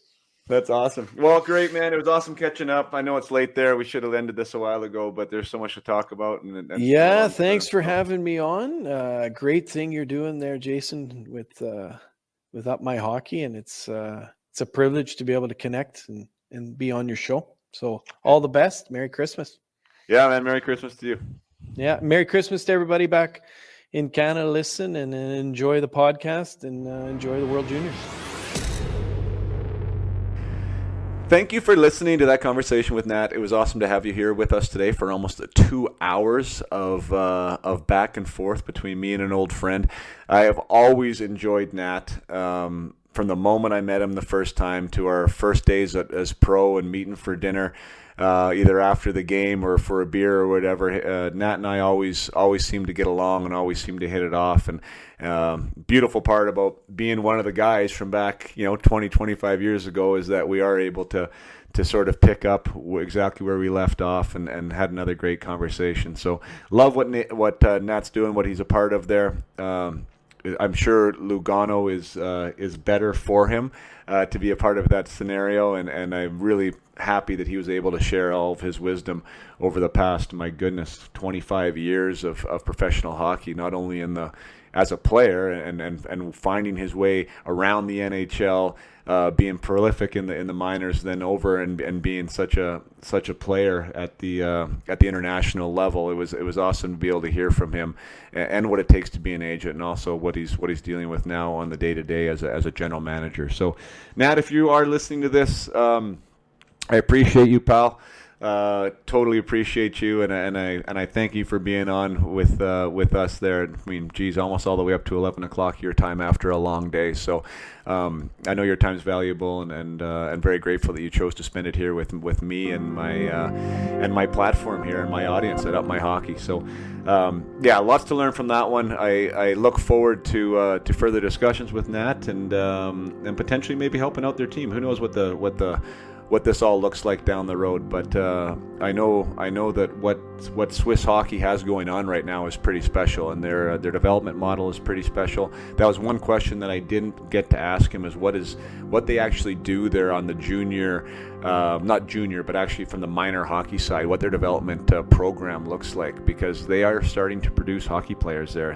Hockey is the number one sport in Switzerland, and they're starting to put out a lot of talent from that scenario, from that from that area of the world. So maybe that's part 2 of our conversation. We'll get into the development aspect more. But yes, as always, lots of lessons learned, lots of great stuff in this scenario. And I wrote down here on my piece of paper, passion plus pressure, plus preparation plus persistence equals success. So that was an awesome takeaway from Hnat. So maybe we'll leave you with that. Until next time, play hard.